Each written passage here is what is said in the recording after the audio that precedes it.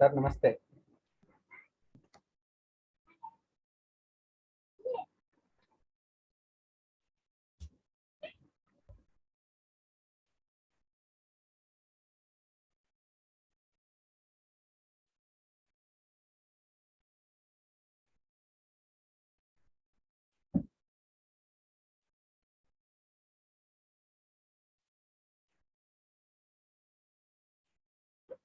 नमस्ते सर। नमस्कार। ಹಲೋ ನಮಸ್ತೆ ಸರ್. ನಮಸ್ತೆ ಸರ್, ಕೇಳ್ತಾ ಇದೆಯಾ? ಕೇಳಿಸ್ತದೆ. ಓಕೆ. ಆರೋಗ್ಯ ಅಲ್ಲ? ಹಾ. ಬ್ರಹ್ಮಾಯಣ. ಹಾ. ಯೋಗೇನ ಚಿತ್ತಸ್ಯ ಪದೇನ ವಾಚಾಂ ಮಲಂ ಶರೀರಸ್ಯ ಚ ವೈದ್ಯಕೇನ ಯೋಗಾಕರೋತ್ತಂ ಪ್ರವರಂ ಮುನೀನಾಂ ಪತಂಜಲಿಂ ಪ್ರಾಂಜಲಿರಾನತೋಸ್ಮಿ.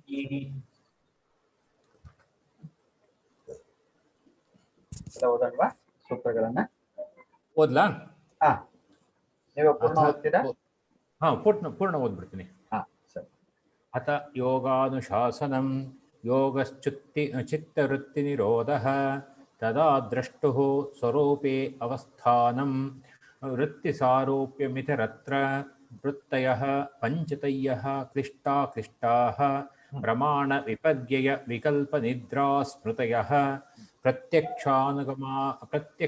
ಅನುಮಾನ ಆಗಮಾಃ ಪ್ರಾಣಾನಿ ವಿಪರ್ಯಯೋ ಮಿಥ್ಯಾಜ್ಞಾನಮತದ್ರೂಪ ಪ್ರತಿಷ್ಠಂ ಶಬ್ದಾಜ್ಞಾನಾನುಪಾತಿ ವಸ್ತುಶೂನ್ಯೋ ವಿಕಲ್ಪಃ ಅಭಾವ ಪ್ರತ್ಯಯಾಲಂಬನ ವೃತ್ತಿರ್ನಿದ್ರಾ ಅನುಭೂತ ವಿಷಯ ಸಂಪ್ರಮೋಷ ಸ್ಮೃತಿಃ ಅಭ್ಯಾಸ ವೈರಾಗ್ಯಾಭ್ಯಾಂ ತನ್ನಿರೋಧಃ ತತ್ರ ಸ್ಥಿತೌ ಯತ್ನೋಭ್ಯಾಸಃ ಸತು ದೀರ್ಘಕಾಲಾನೈರ್ ಅಂತರ್ಗ್ಯ ಸತ್ಕಾರ ಸೇವಿತೋ ದೃಢಭೂಮಿಃ ಇನ್ನೊಂದ್ಸಲ ಸತು ದೀರ್ಘಕಾಲಾನೈರ್ ಅಂತರ್ಗ್ಯ ದೀರ್ಘಕಾಲಾನೈರಂತರ್ಗ್ಯ ಸತ್ಕಾರ ಸೇವಿತೋ ದೃಢಭೂಮಿಃ ಸತ್ಕಾರ ಸೇವಿತೋ ದೃಢಭೂಮಿಃ ದೃಷ್ಟಾನುಶ್ರವಿಕ ವಿಷಯ ವಿಕೃಷ್ಣಸ್ಯ ವಶೀಕಾರ ಸಂಜ್ಞಾ ವೈರಾಗ್ಯಂ ತತ್ಪರಂ ಪುರುಷಖ್ಯಾತೇರ್ಗುಣವೈತೃಷ್ಣ್ಯಂ ವಿತರ್ಕ ವಿಚಾರಾನಂದ ಅಸ್ಮಿತ ರೂಪಾನುಗಮಾತ್ ಸಂಪ್ರಜ್ಞಾತಃ ವಿರಾಮ ಪ್ರತ್ಯಯಾಭ್ಯಾಸಪೂರ್ವಃ ಸಂಸ್ಕಾರಶೇಷೋ ಅನ್ಯಃ ಭವ ಪ್ರತ್ಯಯೋ ವಿದೇಹ ಪ್ರಕೃತಿಲಯಾನಾಂ ಶ್ರದ್ಧಾ ವೀರ್ಯ ಸ್ಮೃತಿ ಸಮಾಧಿ ಪ್ರಜ್ಞಾಪೂರ್ವಕ ಇತರೇಷಾಂ ತೀವ್ರ ಸಂವೇಗನಾಮಾಸನ್ನಃ ಮೃದು ಮಧ್ಯಾದಿ ತೀವ್ರ ಸಂವೇಗಾನಾಮಾಸನ್ನಃ ಮೃದು ಮಧ್ಯಾದಿ ಮಾತ್ರತ್ವಾತ್ ತತೋಪಿ ವಿಶೇಷಃ ಈಶ್ವರ ಪ್ರಣಿಧಾನಾದ್ವಾ ಕ್ಲೇಶ ಕರ್ಮ ವಿಪಾಕಾಶಯ್ಯೇರ್ ಅಪಾಮೃಷ್ಟಃ ಪುರುಷ ವಿಶೇಷ ಈಶ್ವರಃ ತತ್ರ ನಿರತಿಶಯಂ ಸರ್ವಜ್ಞ ಬೀಜಂ ಸ ಪೂರ್ವೇಷಾಂ ಅಪಿ ಗುರುಃ ಕಾಲೇನಾನವಚ್ಛೇದಾತ್ ತಸ್ಯ ವಾಚಕಃ ಪ್ರಣವಃ ತಜ್ಜಪಸ್ತದರ್ಥ ಭಾವನಂ ತತಃ ಪ್ರತ್ಯಕ್ಷೇತಾನ್ ಅಧಿಗಮೋ ಪ್ರತ್ಯಕ್ಷೇತಾನಾಧಿಗಮಃ ಅಪ್ಯಂತರಾಯ ಭಾವಶ್ಚ ವ್ಯಾಧಿಸ್ತ್ಯಾನ ಸಂಶಯ ಪ್ರಮಾದ ಆಲಸ್ಯ ವಿರತಿ ಭ್ರಾಂತಿ ವ್ಯಾಧಿಸ್ತ್ಯಾನ ಸಂಶಯ ಪ್ರಮಾದಾಲಸ್ಯ ಆಲಸ್ಯ ಅವಿರತಿ ಭ್ರಾಂತಿ ದರ್ಶನ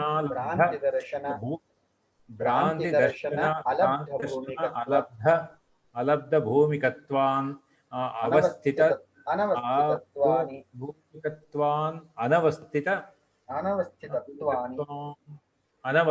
ತತ್ವಾನಿ चित्तविक्षेपास्ते अन्तरायाः व्याधिस्त्यान ವ್ಯಾ ತತ್ವಾನಿ ಅನವಸ್ಥಿತ ತತ್ವಾನಿ ಅಂತ ಒಂದು ತತ್ವಾನಿ. ತಕಾರ ಎಕ್ಸ್ಟ್ರಾ ಬರ್ತಾ ಇದೆ.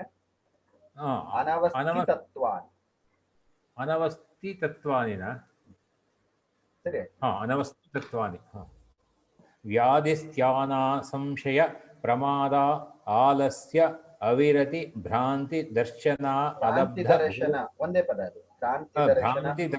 ಭ್ರಾಂತಿ ದರ್ಶನ ಅಲಬ್ಧ ಅಲಬ್ಧ ಭೂಮಿಕತ್ವ ಭೂಮಿಕತ್ವ ಒಂದ್ ಪದ. ಅಲಬ್ಧ ದರ್ಶನ ಅಲಬ್ಧ ಭೂಮಿಕತ್ವ ಅನವಸ್ಥಿತತ್ವ ಅನವಸ್ಥಿತತ್ವಾನಿ ಚಿತ್ತ ವಿಕ್ಷೇಪಾಃ ತೇ ಅಂತರಾಯಾಃ ದುಃಖ ದೌರ್ಮನಸ್ಯಾಂಗಮೇ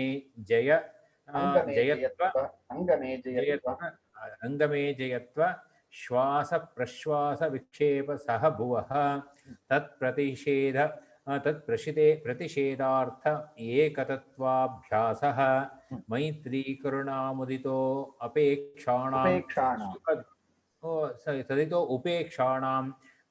ಉಪೇಕ್ಷಾಣಾಂ ಸುಖ ದುಃಖ ಪುಣ್ಯ ವಿಷಯಾಣಾಂ ಭಾವನಾತಃ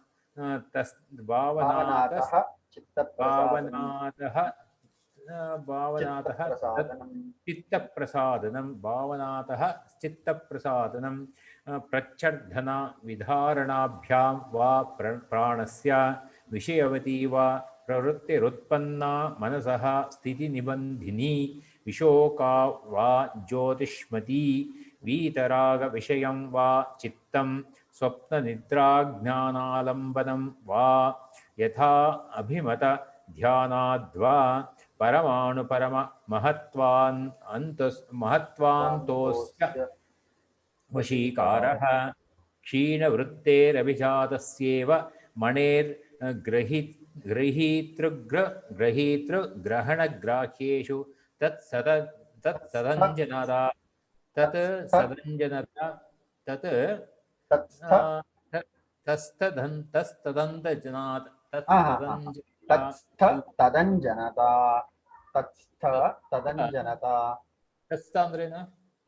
ತಸ್ಮಿನ್ ತಿಷ್ಠತಿ ಇತಿ ತತ್ಸ್ಥ.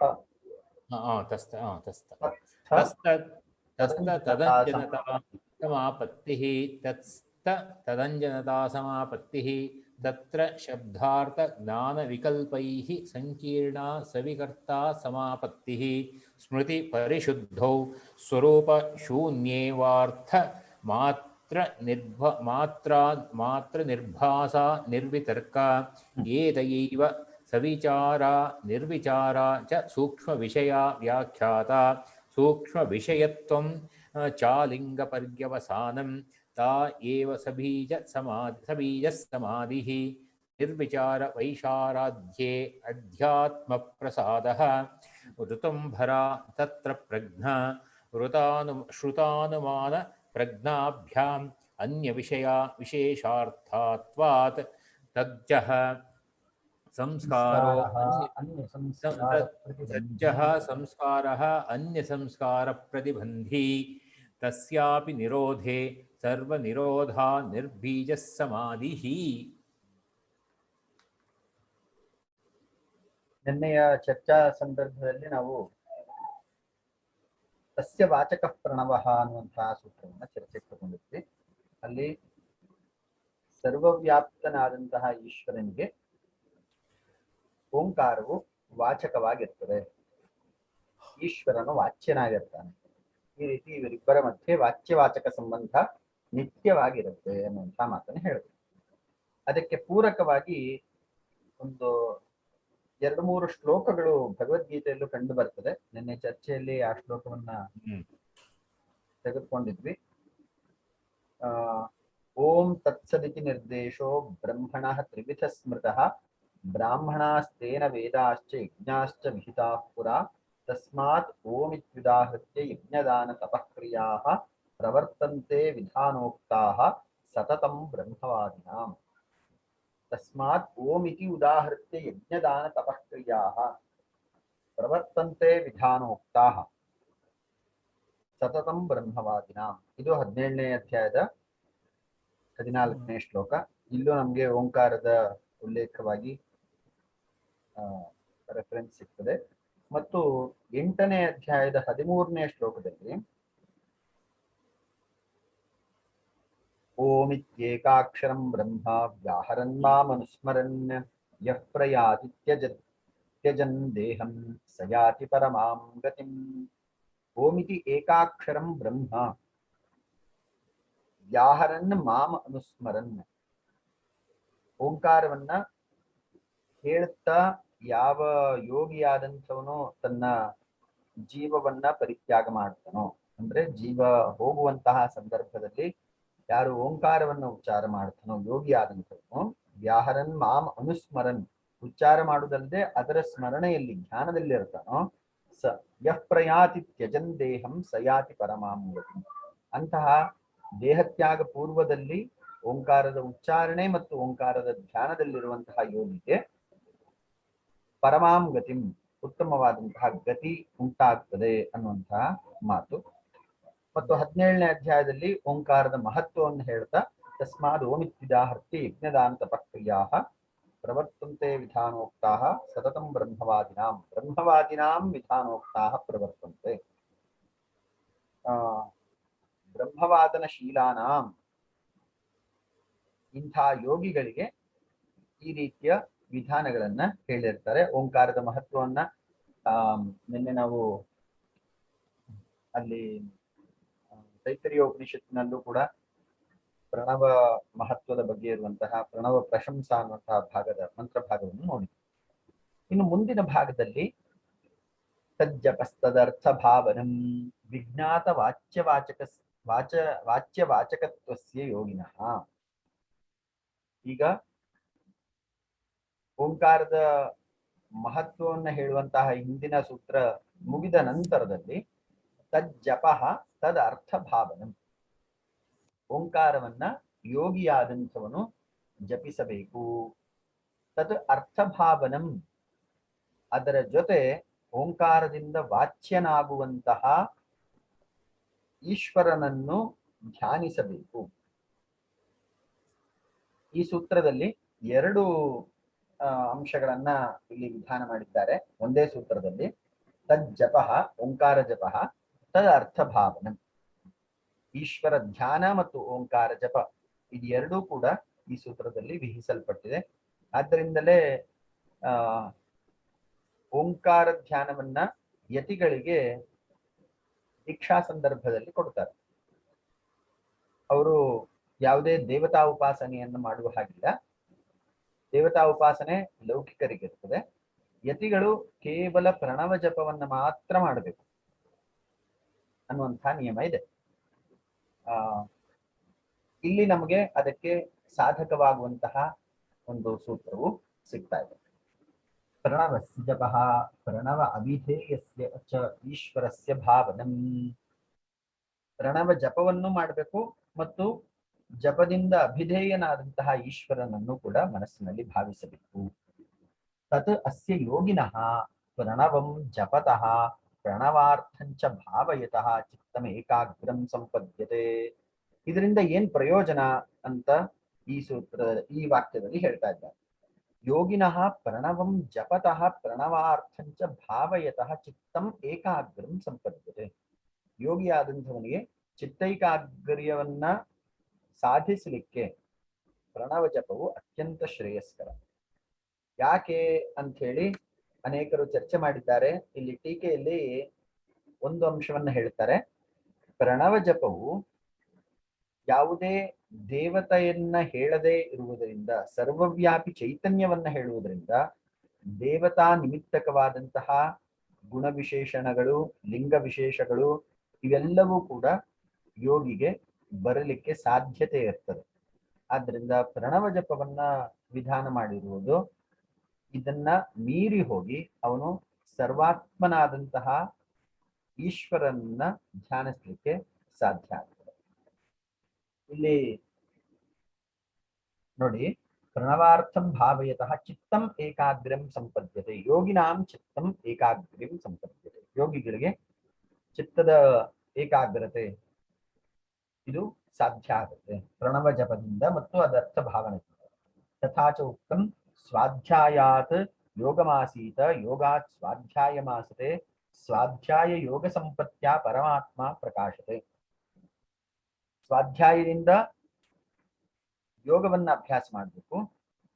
ಯೋಗಾತ್ ಸ್ವಾಧ್ಯಾಯ ಮಾಸತೆ, ಯೋಗಾಭ್ಯಾಸದ ಮೂಲಕ ಮತ್ತೆ ಸ್ವಾಧ್ಯಾಯ ಅನ್ನೋ ಶಬ್ದದಿಂದ ಇಲ್ಲಿ ಆ ಚಿತ್ತವನ್ನ ಈಶ್ವರನಲ್ಲಿ ಅವರು ಧ್ಯಾನಿಸ್ಲಿಕ್ಕೆ ಬೇಕಾಗುವಂತಹ ಪ್ರಯತ್ನವನ್ನ ಸ್ವಾಧ್ಯಾಯ ಅಂತ ಹೇಳಿದ್ದಾರೆ. ಸ್ವಾಧ್ಯಾಯ ಯೋಗ ಸಂಪತ್ಯ ಪರಮಾತ್ಮ ಪ್ರಕಾಶತೆ. ಈ ಎರಡೂ ಪ್ರಯತ್ನದಿಂದ ಒಂದು ಕಡೆ ಚಿತ್ತೈಕಾಗ್ರ್ಯ ಪ್ರಣವ ಜಪ, ಆ ಪ್ರಣವ ಜಪದ ಜೊತೆಗೆ ಇಲ್ಲಿ ಈಶ್ವರನ ಧ್ಯಾನ, ಪ್ರಣವ ಜಪ ಮತ್ತು ಈಶ್ವರನ ಧ್ಯಾನ ಎರಡೂ ಒಟ್ಟಿಗೆ ಅವನು ಯೋಗಿ ಆದಂಥವನು ತನ್ನ ನಿತ್ಯ ಜೀವನದಲ್ಲಿ ರೂಢಿಸಿಕೊಳ್ತಾ ಬರ್ತಾನೆ. ಇದರ ಫಲವಾಗಿ ಪರಮಾತ್ಮ ಪ್ರಕಾಶತೆ, ಅವನಿಗೆ ಈಶ್ವರನ ಅನುಗ್ರಹ ಉಂಟಾಗ್ತದೆ, ಸಮಾಧಿಯು ಸಿದ್ಧಿಸ್ತದೆ ಅನ್ನುವಂತಹ ಮಾತನ್ನ ಇಲ್ಲಿ ಉಲ್ಲೇಖ ಮಾಡ್ತಿದ್ದಾರೆ. ಇದಕ್ಕೆ ಪೂರಕವಾಗಿ ಭಗವದ್ಗೀತೆಯಲ್ಲಿ 9ನೇ ಅಧ್ಯಾಯದ 14ನೇ ಸೂತ್ರ, 14ನೆಯ ಶ್ಲೋಕ. ಸತತಂ ಕೀರ್ತಯಂತೋ ಮಾಂ ಯತಂತಶ್ಚ ದೃಢವ್ರತಾಃ ನಮಸ್ಯಂತಶ್ಚ ಮಾಂ ಭಕ್ತ್ಯಾ ನಿತ್ಯಯುಕ್ತಾ ಉಪಾಸತೆ. ಸತತಂ ಕೀರ್ತಯಂತಹ ಮಾಂ, ಮಾಂ ಅನ್ನುವ ಶಬ್ದದಿಂದ ಸರ್ವವ್ಯಾಪಿ ಚೈತನ್ಯ ಅಂತ ಇಲ್ಲಿ ಗ್ರಹಿಸಬೇಕು. ಯತಂತಶ್ಚ ದೃಢವ್ರತಾಃ, ಯೋಗನಿಷ್ಠೆಯಿಂದ ಯಾರು ಪ್ರಣವ ಜಪವನ್ನ ಮಾಡ್ತಾ ಈಶ್ವರನ ಧ್ಯಾನವನ್ನ ಮಾಡ್ತಾರೋ, ನಮಸ್ಯಂತಶ್ಚ ಮಾಂ ಭಕ್ತ್ಯಾ ನಿತ್ಯಯುಕ್ತಾ ಉಪಾಸತೆ, ಅವರು ನನ್ನನ್ನೇ ಸೇರ್ತಾರೆ ಅನ್ನುವಂತಹ ಮಾತನ್ನ 9ನೇ ಅಧ್ಯಾಯದಲ್ಲಿ 14ನೆಯ ಶ್ಲೋಕದಲ್ಲಿ ಉಲ್ಲೇಖ ಮಾಡಿರ್ತಾರೆ. ಈ ಪ್ರಣಿಧಾನವನ್ನ, ಈಶ್ವರ ಪ್ರಣಿಧಾನದ ಕ್ರಮವನ್ನ ಇಲ್ಲಿ ತಜ್ಜಪಸ್ತದರ್ಥ ಭಾವನಂ ಅನ್ನುವಂತಹ ಸೂತ್ರದಲ್ಲಿ ಹೇಳ್ತಾ ಇದ್ದಾರೆ. ಹಿಂದಿನ ಸೂತ್ರದಲ್ಲಿ ಈಶ್ವರ ಪ್ರಣಿಧಾನ ಅದ್ವಾ ಅಂತ ಹೇಳಿದ್ರು ನೋಡಿ. ಇಲ್ಲಿ ಈಶ್ವರ ಪ್ರಣಿಧಾನ ಅದ್ವಾ, ಇನ್ನು ಮುಂದೆ, ಹಿಂದೆ ಅಲ್ಲ, ಇನ್ನು ಮುಂದಿನ ಭಾಗದಲ್ಲಿ ಈಶ್ವರ ಪ್ರಣಿಧಾನದಿಂದಲೂ ಕೂಡ ಚಿತ್ತೈಕಾಗ್ರ್ಯವನ್ನ ಸಾಧಿಸಿಕೊಳ್ಳಬಹುದು ಅನ್ನುವಂತಹ ವಿಚಾರ ಬರ್ತದೆ. ಆ ಈಶ್ವರ ಪ್ರಣಿಧಾನದ ಒಂದು ಕ್ರಮ ಅಥವಾ ಅದರ ಹಂತ ಹಂತವಾದಂತಹ ಪ್ರಕ್ರಿಯೆಯನ್ನ ಈ ಸೂತ್ರ ಹೇಳ್ತಾರೆ. ವಿಶೇಷವಾಗಿ ಇಲ್ಲಿ ಎರಡು ಕಾರ್ಯವನ್ನು ಒಟ್ಟಿಗೆ ಹೇಳ್ತಾ ಇದ್ದಾರೆ. ಒಂದು ಜಪ, ಓಂಕಾರ ಜಪ, ಮತ್ತು ಓಂಕಾರದಿಂದ ಸೂಚಿತನಾದಂತಹ ವಿಶ್ವಚೈತನ್ಯ ಈಶ್ವರನನ್ನ ಧ್ಯಾನಿಸುವಂಥದ್ದು. ಇಲ್ಲಿಗೆ ಜಪ ಅಂದ್ರೆ ಏನ್ ಹೇಳ್ತಾರೆ ಇಲ್ಲಿ? ಇಲ್ಲಿ ಜಪದ ಬಗ್ಗೆ ಪೇಜ್ ನಂಬರ್ 46ರಲ್ಲಿ ಹರ್ಷಾನಂದ್ರ ಪುಸ್ತಕದಲ್ಲಿ 3 ರೀತಿಯ ಜಪವನ್ನ ಹೇಳಿದ್ದಾರೆ. ವಾಚಿಕ, ಉಪಾಂಶು ಮತ್ತು ಮಾನಸ. ವಾಚಿಕ ಜಪ ನಾವು ಶಬ್ದವನ್ನ ಮುಖದಿಂದ ಉಚ್ಚಾರ ಮಾಡುವಂಥದ್ದು, ಜೋರಾಗಿ ಹೇಳುವಂಥದ್ದು. ಉಪಾಂಶು ಕೇವಲ ತುಟಿಗಳನ್ನ ಅಲ್ಲಾಡಿಸ್ತಾ ಇರ್ತೇವೆ, ಆದ್ರೆ ಶಬ್ದ ಹೊರಗೆ ಬರುವುದಿಲ್ಲ, ಇದು ಉಪಾಂಶು. ಮಾನಸ ಜಪ ಯಾವುದೇ ಶಾರೀರಿಕವಾದಂತಹ ಸಂಚಲನ ಇಲ್ಲದೆ ಕೇವಲ ಮನಸ್ಸಿನಲ್ಲಿ ಧ್ಯಾನ ಮಾಡುವಂಥದ್ದು. ಈ ರೀತಿ 3 ರೀತಿಯ ಜಪಗಳನ್ನ ಹೇಳ್ತಾರೆ. ಯಜ್ಞಾನಾಂ ಜಪ ಯಜ್ಞೋಸ್ಮಿ. ವಿಜ್ಞಾನಾಂ ಜಪ ಯಜ್ಞೋಸ್ಮಿ. ವಿಜ್ಞಾನಾಂ ಜಪ ಯಜ್ಞೋಸ್ಮಿಯಲ್ಲಿ ಇದಕ್ಕೆ ಪೂರಕವಾಗಿ ಅಲ್ಲಿ ಅನೇಕ ಯಜ್ಞಗಳನ್ನ ಹೇಳ್ತಾರೆ. ದ್ರವ್ಯ ಯಜ್ಞಾಸ್ತಪೋ ಯಜ್ಞಾಃ ಯೋಗ ಯಜ್ಞಾಸ್ತಥಾಪರೆ ಸ್ವಾಧ್ಯಾಯ ಜ್ಞಾನ ಯಜ್ಞಾಶ್ಚ ಯತಯ ಸಂಶಿತವ್ರತಾಃ. ಅನೇಕ ಯಜ್ಞಗಳನ್ನ ಹೇಳಿ ಆ ಎಲ್ಲ ಯಜ್ಞಗಳಲ್ಲೂ ಕೂಡ ಜಪಯಜ್ಞವೇ ಶ್ರೇಷ್ಠ, ಅದರಲ್ಲಿ ನಾನಿದ್ದೇನೆ ಅಂತ ಹೇಳಿ ಆ ಜಪಯಜ್ಞದ ಮಹತ್ವವನ್ನು ಹೇಳ್ತಾರೆ. ಯಾಕಂದ್ರೆ ಜಪಯಜ್ಞಕ್ಕೆ ಗೀತಾ 10:25 ಒಂದೇ ನಿಮಿಷ, ಅಲ್ಲಿ ಭಾಷ್ಯಕಾರ್ಯ ಏನು ಬರೆದಿದ್ದಾರೆ, ಯಜ್ಞಾನಾಂ ಜಪಯಜ್ಞೋಸ್ಮಿ ಅನ್ನೋದಕ್ಕೆ ಒಂದು ಹೇಳ್ತಾನೆ. ಯಾಕೆ ಜಪಯಜ್ಞ ಶ್ರೇಷ್ಠ ಅಂತೇಳಿ ಭಾಷ್ಯಕಾರ ಬರೆದಿದ್ದಾರೆ.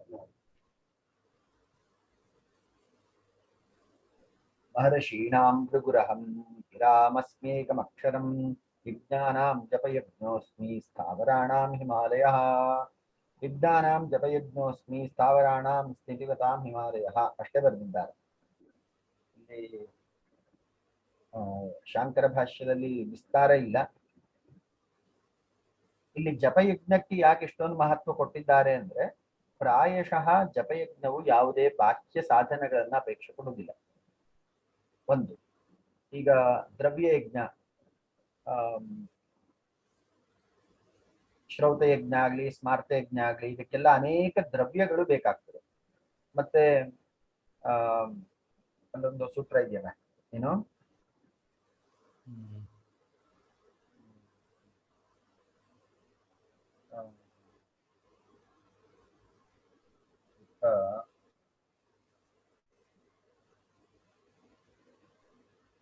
ಅರ್ಥಿ ಸಮರ್ಥೋ ವಿದ್ವಾನ್ ಯಜೇತ, ಇದು ಪೂರ್ವಮೀಮಾಂಸಾ ಸೂತ್ರ.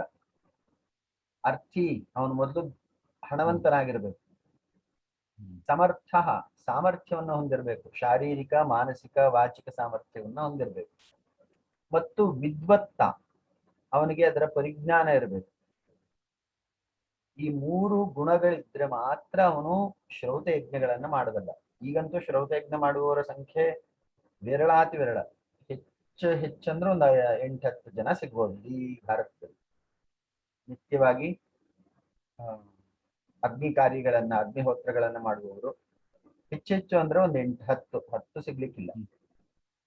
ಅಷ್ಟೇ ಸಂಖ್ಯೆ, ಅಷ್ಟು ಇಳಿಮುಖ ಆಗೋಗಿದೆ. ಶ್ರೌತ ಯಜ್ಞ ಯುಗಾನುಕೂಲವಾಗಿಲ್ಲ ಈಗ.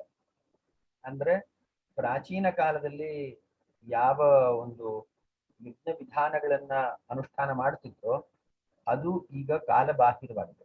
ನಾವೀಗ ಮಾಡ್ತಾ ಇರುವಂತಹ ಎಲ್ಲ ಹೋಮ ಹವನಗಳಲ್ಲೂ ಕೂಡ ಸ್ಮಾರ್ತ ಯಜ್ಞಕ್ಕೆ ಬರ್ತದೆ. ಅಂದ್ರೆ ಸ್ಮೃತಿಗಳಲ್ಲಿ ಹೇಳಿದ್ದಾರೆ, ಧರ್ಮಶಾಸ್ತ್ರಗಳಲ್ಲಿ ಇಲ್ಲೆಲ್ಲ ಉಲ್ಲೇಖ ಮಾಡಿದ್ದಾರೆ. ಅದರ ಪ್ರಕಾರ ಈಗ ಯಜ್ಞ ಹೋಮ ಹವನಗಳನ್ನ ಮಾಡ್ತಾ ಇದ್ದಾರೆ. ಆದ್ರೆ ಶ್ರುತಿಯಲ್ಲಿ ಹೇಳಿರುವಂತಹ ಯಜ್ಞಗಳನ್ನ ಅನುಷ್ಠಾನ ಮಾಡುವವರ ಸಂಖ್ಯೆ ಅನುಷ್ಠಾನ ಮಾಡುವುದು ಇನ್ನು ಮುಂದಿನ ದಿನಗಳಲ್ಲಂತೂ ಈ ಸಂಖ್ಯೆ ಶೂನ್ಯಕ್ಕೆ ಹೋದ್ರೂ ಆಶ್ಚರ್ಯವಿಲ್ಲ. ಸಂಪೂರ್ಣವಾಗಿ ಈ ಶ್ರುತಿಗಳಲ್ಲಿ ಹೇಳಿರುವಂತಹ ಯಜ್ಞಗಳು ಅನುಷ್ಠೇಯದ ಸ್ಥಿತಿಯಲ್ಲಿ ಇಲ್ಲ. ಯಾಕಂದ್ರೆ ಅದಕ್ಕೆ ತುಂಬಾ ಹಣ ಖರ್ಚಾಗ್ತದೆ. ಅರ್ಥಿ ಸಮರ್ಥ, ಅದನ್ನ ಪೂರ್ಣಕಾಲಿಕವಾಗಿ ತನ್ನ ಜೀವನವನ್ನೇ ಅದಕ್ಕೆ ಅರ್ಪಿಸಿ ಆ ಶ್ರದ್ಧಾ ಭಕ್ತಿಯಿಂದ ಇಡೀ ಜೀವನವನ್ನ ದಂಪತಿಗಳು ಸೇರಿ ಮಾಡುವಂತಹ ಈ ಯಜ್ಞಗಳು ಏನಿದೆ, ಪ್ರಾತಃ ಮತ್ತು ಸಾಯಂ ಪ್ರತಿನಿತ್ಯ, ಇದಲ್ಲದೆ ದರ್ಶ ಮತ್ತು ಪೂರ್ಣಮಾಸ ಯಾಗ, ಇವತ್ತು ಅಮಾವಾಸ್ಯೆ, ಮತ್ತೆ ಅಮಾವಾಸ್ಯೆಯ ದಿನ ಮತ್ತು ಪೌರ್ಣಿಮೆ ದಿನ ಮಾಡುವಂತಹ ವಿಶೇಷ ಯಾಗಗಳು, ತನ್ನ ಜೀವನದಲ್ಲಿ ಒಟ್ಟು 21 ಯಾಗಗಳನ್ನು ಮಾಡಬೇಕು ಅಂತ ವಿಧಾನ ಇದೆ. ಸಪ್ತ ಪಾಕಯಜ್ಞ ಸಂಸ್ಥಾ, ಸಪ್ತ ಸೋಮಯಜ್ಞ ಸಂಸ್ಥಾ ಮತ್ತು ಸಪ್ತ ಹವಿರ್ಯಜ್ಞ ಸಂಸ್ಥಾ. ಇಷ್ಟನ್ನ ಮಾಡಿ ಅಂತಹ ವಿದ್ವತ್ತುಳ್ಳಂತಹ ಜನರ ಸಹಕಾರವನ್ನ ಅವನು ಕೋರ್ತಾ ಈ ಯಜ್ಞಗಳನ್ನ ಮಾಡಬೇಕು, ಈ 21 ಯಜ್ಞಗಳ. ಸೊ ಇದು ಸಾಮಾನ್ಯರ ಒಂದು ಸ್ಥಿತಿಗತಿಗೆ ಇದು ಸಂಪೂರ್ಣವಾಗಿ ಇವತ್ತಿನ ಪರಿಸ್ಥಿತಿಯಲ್ಲಿ ಇದು ಯುಗಾನುಕೂಲಿಯಾಗಿ ಇಲ್ಲ ಅಂತೇಳಿ ನಾವು ಪರಿಭಾವಿಸಬೇಕಾಗ್ತದೆ. ಅಂತಹ ಸಂದರ್ಭದಲ್ಲಿ ಈ ಜಪಯಜ್ಞವನ್ನ ನಾವು ವಿಶೇಷ ದೃಷ್ಟಿಯಿಂದ ನೋಡಬಹುದು. ಜಪಯಜ್ಞಕ್ಕೆ ಯಾವುದೇ ಬಾಹ್ಯ ಪರಿಕರಗಳ ಅವಶ್ಯಕತೆ ಇಲ್ಲ. ಒಬ್ಬ ವ್ಯಕ್ತಿ ಸ್ವಸ್ಥನಾಗಿದ್ರೆ, ಶಾರೀರಿಕ ಮಾನಸಿಕ ಸ್ವಸ್ಥನಾಗಿದ್ರೆ ಅವನು ಜಪಯಜ್ಞವನ್ನ ಮಾಡಬಹುದು. ಇದಕ್ಕೆ ಯಾವುದೇ ನಿರ್ಬಂಧನೆಗಳಿಲ್ಲ. ಯಾವ ಸ್ಥಿತಿಯಲ್ಲೂ ಅವನು ಜಪಯಜ್ಞ ಮಾಡಬಹುದು. ಮನಸ್ಸು ಅವನಿಗೆ ಏಕಾಗ್ರ ಹೊಂದುವಂತಹ ಪರಿಸ್ಥಿತಿಯಲ್ಲಿ ಅವನಿದ್ದರೆ. ಅದರಿಂದ ಜಪಯಜ್ಞಕ್ಕೆ ಹೊರಗಿನ ಸಾಮಗ್ರಿಗಳ ಅವಶ್ಯಕತೆಯಾಗ್ಲಿ, ಉಪಾಯಗಳ ಅನಿವಾರ್ಯತೆಯಾಗ್ಲಿ ಇಲ್ಲ. ಯಾವ ವಯಸ್ಸಿನವರು ಮಾಡಬಹುದು, ಯಾವ ಹಂತದಲ್ಲಿಯೂ ಯಾವ ವ್ಯಕ್ತಿಯೂ ಈ ಜಪಯಜ್ಞವನ್ನ ಮಾಡಲಿಕ್ಕೆ ಅವಕಾಶ ಇದೆ. ಪುರಾಣಗಳಲ್ಲಂತೂ ಇದಕ್ಕೆ ಎಲ್ಲ ರೀತಿಯ ಪ್ರಶಂಸೆಯನ್ನು ಹೇಳ್ತಾರೆ. ಹರೇ ರಾಮ ರಾಮ ರಾಮ ಹರೇ ಹರೇ ಹರೇ ಕೃಷ್ಣ ಕೃಷ್ಣ ಕೃಷ್ಣ ಹರೇ ಹರೇ. ಅವರು ಜಪಯಜ್ಞವನ್ನೇ ಅತಿ ಹೆಚ್ಚು ಪ್ರಚಾರ ಮಾಡ್ತಾ ಬಂದಿದ್ದಾರೆ. ಸೊ ಜಪಯಜ್ಞಕ್ಕೆ ಸರ್ವಕಾಲದ ಮಾನ್ಯತೆ ಇರ್ತದೆ ಮತ್ತು ಸರ್ವ ಜನ ಸಂಸ್ಪರ್ಶಿಯಾಗಿರುತ್ತದೆ. ಎಲ್ಲ ವ್ಯಕ್ತಿಯನ್ನು ಕೂಡ ಅದು ಒಳಗೊಳ್ಳುವಂತಹ ಸಾಮರ್ಥ್ಯ ಇರ್ತದೆ. ಸೊ ಈ ರೀತಿ 3 ಯಜ್ಞ, ಜಪ, ಇದು ವಾಚಿಕ, ಉಪಾಂಶ ಮತ್ತು ಮಾನಸ ಅನ್ನುವಂತಹ 3 ಇದರಲ್ಲಿ ಪ್ರಭೇದಗಳನ್ನು ಹೇಳ್ತಾರೆ. ಈ ಜಪಯಜ್ಞವನ್ನು ಹೇಗೆ ಮಾಡಬೇಕು ಅನ್ನೋದ್ರ ಬಗ್ಗೆ ಆವೃತ್ತಿ ಅಸಕೃದುಪದೇಶಾತ್ ಬ್ರಹ್ಮಸೂತ್ರದ ಉಲ್ಲೇಖವನ್ನು ಮಾಡಿದ್ದಾರೆ. ಸಕೃತ್ ಅಂದ್ರೆ ಏಕವಾರ, ಅಸಕೃತ್ ಅಂದ್ರೆ ಅನೇಕ ಬಾರಿ. ಈಗ ಮೂಲ ಮಂತ್ರದ ಉಪದೇಶಗಳನ್ನು ಪಡೆದುಕೊಂಡು ಗುರುವಿನ ಮೂಲಕ ಆ ಉಪದೇಶ ಪಡೆದಂತಹ ಮಂತ್ರಗಳನ್ನ ಸಿದ್ಧಿಸಿಕೊಳ್ಳುವಂತಹ ಪ್ರಕ್ರಿಯೆ ಇದೆ. ನಿತ್ಯ ತನಗೆ ಸಾಧ್ಯವಾದಷ್ಟು ಈ ಜಪವನ್ನೇ ಮತ್ತೆ ಮತ್ತೆ ಮಾಡ್ತಾ, ಜಪವನ್ನ ಮಾಡುವುದರ ಸಂದರ್ಭದಲ್ಲಿ ಅನೇಕ ಪ್ರಕ್ರಿಯೆಗಳನ್ನು ಹೇಳಿದ್ದಾರೆ. ಮನಸ್ಸು ಸಂಪೂರ್ಣ ವಿಕ್ಷಿಪ್ತವಾಗಿದ್ರೆ ಆಗ ವಾಚಿಕ ಜಪವನ್ನ ಮಾಡಬೇಕು. ಮನಸ್ಸು ಒಂದು ಹಂತದಲ್ಲಿ ವಿಕ್ಷಿಪ್ತತೆಯನ್ನ ಸ್ವಲ್ಪ ಮಟ್ಟಿಗೆ ನಿಗ್ರಹ ಮಾಡಿಕೊಂಡಿದೆ ಅಂತಾದ್ರೆ ಅವನು ಉಪಾಂಶ ಜಪವನ್ನು ಮಾಡಬಹುದು. ಹಾಗೆಯೇ ಮನಸ್ಸು ಸಂಪೂರ್ಣವಾಗಿ ತನ್ನ ಏಕಾಗ್ರತೆಯನ್ನ ಪಡ್ಕೊಂಡಿದೆ ಅನ್ನುವಂತಹ ಸ್ಥಿತಿಯಲ್ಲಿದ್ರೆ ಆಗ ಮಾನಸ ಜಪವನ್ನು ಮಾಡಬೇಕು.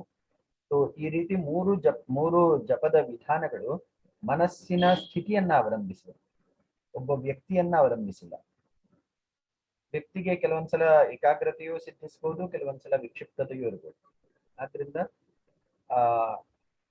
ವ್ಯಕ್ತಿಯ ಮನಸ್ಥಿತಿಯನ್ನ ಆಧರಿಸಿ ಅವನು ವಾಚಿಕ, ಉಪಾಂಶ ಅಥವಾ ಮಾನಸ ಜಪವನ್ನು ಮಾಡಬಹುದು ಅಂತ ಹೇಳಿ ವಿಧಾನ ಮಾಡಿದ್ದಾರೆ. ಇದರಲ್ಲಿ ಮಂತ್ರ ಜಪವಾಗ್ಲಿ ಅಥವಾ ಯಾವುದೇ ಜಪವಾಗ್ಲಿ, ಜಪದೊಂದಿಗೆ ತಜ್ಜಪ ತದ್ ಅರ್ಥ ಭಾವನಂ, ಆ ದೇವತಾ ಭಾವನೆಯನ್ನು ಕೂಡ ಅವನು ಧ್ಯಾನಿಸ್ತಾ ಬರಬೇಕು. ಇಲ್ಲಿ ಓಂಕಾರದ ಜಪದೊಂದಿಗೆ ಹೇಗೆ ಯೋಗಿಗಳು ಸರ್ವವ್ಯಾಪಿ ಚೈತನ್ಯವನ್ನ, ಈಶ್ವರನನ್ನ ಧ್ಯಾನಿಸ್ತಾರೋ, ಅದೇ ರೀತಿ ದೇವತಾ ಉಪಾಸಕನಾದಂಥವನು ಆ ಮಂತ್ರದ ಜಪದೊಂದಿಗೆ ಆ ದೇವತಾ ಧ್ಯಾನವನ್ನು ಕೂಡ ಒಟ್ಟೊಟ್ಟಿಗೆ ಮಾಡಬೇಕು. ಇದೆರಡು ಬೇರೆ ಬೇರೆ ಪ್ರಕ್ರಿಯೆ ಅಲ್ಲ ಅಂತ ಹೇಳಿ ಈ ಸೂತ್ರದಲ್ಲಿ ಹೇಳಿದ್ದಾರೆ. ಇನ್ನು ಮತ್ತೊಂದು ವಿಶೇಷವಾದಂತಹ ಅಂಶ, ಯೇ ಪಾಕಯಜ್ಞಾಃ ಚತ್ವಾರಃ ವಿಧಿಯಜ್ಞ ಸಮನ್ವಿತಾಃ ಸರ್ವೇ ತೇ ಜಪಯಜ್ಞಸ್ಯ ಕಲಾಂ ನಾರ್ಹಂತಿ ಷೋಡಶೀಂ. ಇನ್ನು ಪಾಕಯಜ್ಞ ಮತ್ತು ವಿಧಿಯಜ್ಞ ಈ ಎಲ್ಲ ಯಜ್ಞಗಳ ಕಲಾಂ ನ ಅರ್ಹಂತಿ ಷೋಡಶೀಂ, ಅದರ ಒಂದು ಭಾಗವೂ ಕೂಡ ಅಲ್ಲ. ಜಪಯಜ್ಞ ಅಷ್ಟೊಂದು ಮಹತ್ವದ್ದು ಅಂತೇಳಿ ಮಾನಸ ಜಪದ ಮಹತ್ವವನ್ನ ಇಲ್ಲಿ ವಸಿಷ್ಠ ಸ್ಮೃತಿಯಲ್ಲೂ ಹೇಳಿದ್ದಾರೆ. ಹಾಗೆಯೇ ಲಿಪ್ಯತೆ ನಸಪಾಪೇನ ಪದ್ಮಪತ್ರಮಿವಾಂಭಸ ಶುಚಿರ್ವಾ ಅಪ್ಯಶುಚಿರ್ವಾ ಯೋ ಜಪೇತ್ ಪ್ರಣವಂ ಸದಾ. ಅವನು ಶುಚಿಯಾಗಿರ್ಬೋದು ಅಥವಾ ಅಶುಚಿಯೂ ಆಗಿರ್ಬೋದು, ಶಾರೀರಿಕವಾಗಿ ಅವನು ಹೆಚ್ಚು ಗಮನವನ್ನ ಕೊಡದೇ ಇರುವಂತಹ ಸಾಧಕ ಯೋಗಿಯೂ ಆಗಿರ್ಬೋದು. ಹಾಗಿದ್ರೂ ಕೂಡ ಲಿಪ್ಯತೆ ನಸಪಾಪೇನ ಪದ್ಮಪತ್ರಮಿವಾಂಭಸ, ಹೇಗೆ ಕಮಲದ ದಳವು ನೀರಿನಿಂದ ಅಂಟಲ್ಪಡುವುದಿಲ್ಲವೋ ಹಾಗೆ ಅವನು ಕೂಡ ಕರ್ಮಗಳಿಂದ ಅಂಟಲ್ಪಡುವುದಿಲ್ಲ ಅಂತ ಹೇಳಿ ಇದು ಅತ್ಯಂತ ಪ್ರಮುಖವಾಗಿ ಉದಾಹರಿಸಲ್ಪಡುವಂತಹ ಶ್ಲೋಕ. ಲಿಪ್ಯತೆ ನಸಪಾಪೇನ ಪದ್ಮಪತ್ರಮಿವಾಂಭಸ, ಪೇಜ್ ನಂಬರ್ 46ರಲ್ಲಿ 4ನೇ ಲೈನ್ನಲ್ಲಿ ಈ ಶ್ಲೋಕ ಇದೆ. ಹೀಗೆ ಪ್ರಣವ ಜಪದ ಮಹತ್ವ, ಆ ಜಪವನ್ನ ಮಾಡುವಂತಹ ಪದ್ಧತಿ, ಅಧಿಕಾರಿ ಮತ್ತು ಅದರ ಫಲ, ಇಷ್ಟು ವ್ಯಾಪ್ತಿ ಈ ಸೂತ್ರಕ್ಕೆ ಇದೆ. ಭಾಷ್ಯಕಾರರು ಅಷ್ಟರ ಬಗ್ಗೆನೂ ಬೆಳಕು ಚೆಲ್ಲಿದ್ದಾರೆ.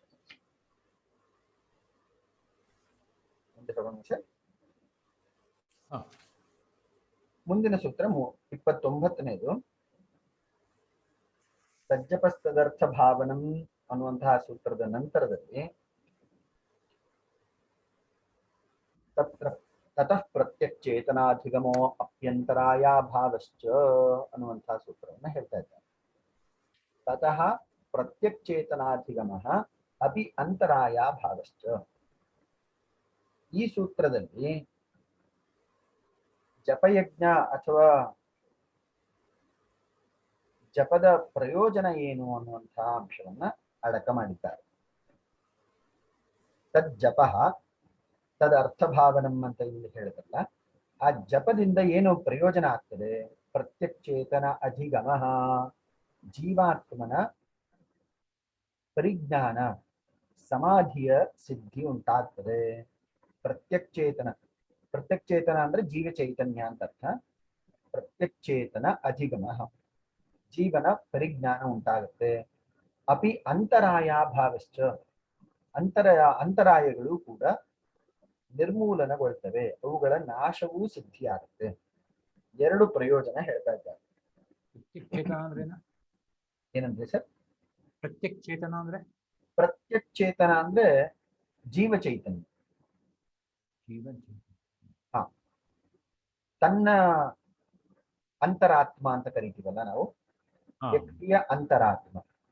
ಈ ಅಂತರಾತ್ಮದ ಪರಿಜ್ಞಾನ ಉಂಟಾಗುತ್ತೆ. ಪ್ರತ್ಯಕ್ಷೇತನ ಅಧಿಗಮ, ಅಧಿಗಮ ಶಬ್ದಕ್ಕೆ ಜ್ಞಾನ ಅರ್ಥ. ಎಲ್ಲ ಗತ್ಯರ್ಥಕಗಳು ಸಂಸ್ಕೃತದಲ್ಲಿ ಜ್ಞಾನಾರ್ಥವನ್ನ ಹೇಳ್ತವೆ. ಸರ್ವೇ ಗತ್ಯರ್ಥಕಾಹ ಜ್ಞಾನಾರ್ಥಕಾಹ ಅನ್ನುವಂಥ ನಿಯಮ ಇದೆ. ಆದ್ರಿಂದ ಅಧಿಗಚ್ಛಾಮಿ ಅಂದ್ರೆ ತಿಳಿದುಕೊಳ್ಳುತ್ತೇನೆ ಅಂತ ಅರ್ಥ. ಇಲ್ಲಿ ಪ್ರತ್ಯಕ್ಷೇತನ ಅಧಿಗಮ ಅಪಿ ಅಂತರಾಯ ಭಾವಶ್ಚ, ಅಂತರಾಯಗಳು. ಅಂತರಾಯಗಳು ಅಂದ್ರೆ ಅಡೆತಡೆಗಳ ಅಭಾವವು ಉಂಟಾಗುತ್ತೆ, ಅಂದ್ರೆ ಅಡೆತಡೆಗಳು ನಿವೃತ್ತಿಯನ್ನು ಹೊಂದುತ್ತೆ. ಇಲ್ಲಿ ಸೂತ್ರದ ಅರ್ಥ ಇಷ್ಟು. ಇದರ ಭಾಷ್ಯವನ್ನ ಇಲ್ಲಿ ನಾವು ವಿಶೇಷವಾಗಿ ಗಮನಿಸಬೇಕು. ಈ ಭಾಷ್ಯದಲ್ಲಿ ಏತಾವದಂತರಾಯ ವ್ಯಾಧಿ ಪ್ರಭೃತಯ, ಮುಂದಿನ ಸೂತ್ರದಲ್ಲಿ ವ್ಯಾಧಿ ಜ್ಞಾನ ಅಂತ ಹೇಳಿ ಅಂತರಾಯಗಳನ್ನ ಪಟ್ಟಿ ಮಾಡಿದ್ದಾರೆ. ಸುಮಾರು 9 ಅಂತರಾಯಗಳನ್ನ ಮುಂದಿನ ಸೂತ್ರದಲ್ಲಿ ಹೇಳುವರಿದ್ದಾರೆ. ಅದರ ಜೊತೆಗೆ ವಿಕ್ಷೇಪ ಸಹಭುವ ಅಂತೇಳಿ ಮತ್ತೊಂದು 5 ಅಂತರಾಯಗಳನ್ನ, ಒಟ್ಟು 14 ಅಂತರಾಯಗಳನ್ನ ಮುಂದಿನ 2 ಸೂತ್ರಗಳಲ್ಲಿ ಉಪಸ್ಥಾಪನೆ ಮಾಡುವರಿದ್ದಾರೆ. ಆ 14 ಅಂತರಾಯಗಳ ಬಗ್ಗೆ ಇಲ್ಲಿ ಉಲ್ಲೇಖ ಇದೆ. ತಥಾ ಯೇ ತಾವತ್ ಅಂತರಾಯ ವ್ಯಾಧಿ ಪ್ರಭೃತಯ, ವ್ಯಾಧಿ ಪ್ರಭೃತಿ ಶಬ್ದಕ್ಕೆ ಮುಂತಾದವುಗಳು ಅಂತ ಅರ್ಥ, ಇತ್ಯಾದಿ ಅನ್ನುವಂಥ ಅರ್ಥ. ವ್ಯಾಧಿ ಮುಂತಾದಂತಹ 9 ಅಂತರಾಯಗಳೇನಿದೆ, ತೇ ತಾವತ್ ಈಶ್ವರ ಪ್ರಣಿಧಾನಾತ್ ನ ಭವಂತಿ. ಈ 9 ಅಂತರಾಯಗಳು ಈಶ್ವರನ ಪ್ರಪತ್ತಿಯಿಂದ ನಿರ್ನಾಮವಾಗುತ್ತೆ, ನಾಶವಾಗುತ್ತೆ, ಉಪಶಮನವಾಗುತ್ತದೆ ಅಂತ ಹೇಳ್ತಾ ಇದ್ದಾರೆ. ಅಂತರಾಯ ಅಂದ್ರೆ ಇಲ್ಲಿಗೆ ಅಂತರಾಯ ಅಂದ್ರೆ ಇಂಪೆಡಿಮೆಂಟ್ಸ್, ನಮಗೆ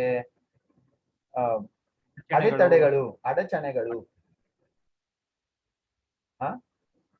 ಏನಂದ್ರಿ ಸರ್? ಅಡೆತಡೆಗಳು ಅಥವಾ ತೊಂದರೆಗಳು ಅಂತ ಹೇಳ್ತೀವಿ. ತೊಂದರೆ, ಅಡೆತಡೆ, ಅಡಚಣೆ. ನಾವೇನೋ ಒಂದು ಮಾಡ್ಲಿಕ್ಕೆ ಹೋಗ್ತೀವಿ, ಅದು ಮಧ್ಯ ಬರುತ್ತದೆ, ಅದಕ್ಕೆ ಅಂತರಾಯ. ಅದಕ್ಕೆ ಅಂತರಾಯ ಶಬ್ದಕ್ಕೆ ಇಲ್ಲಿ ವ್ಯಾಖ್ಯಾನವನ್ನು ಮಾಡಿದ್ದಾರೆ. ಪೇಜ್ ನಂಬರ್ 47ರಲ್ಲಿ ಅಂತಹ ಆಯಾಂತೀತ್ಯಂತರಾಯಾ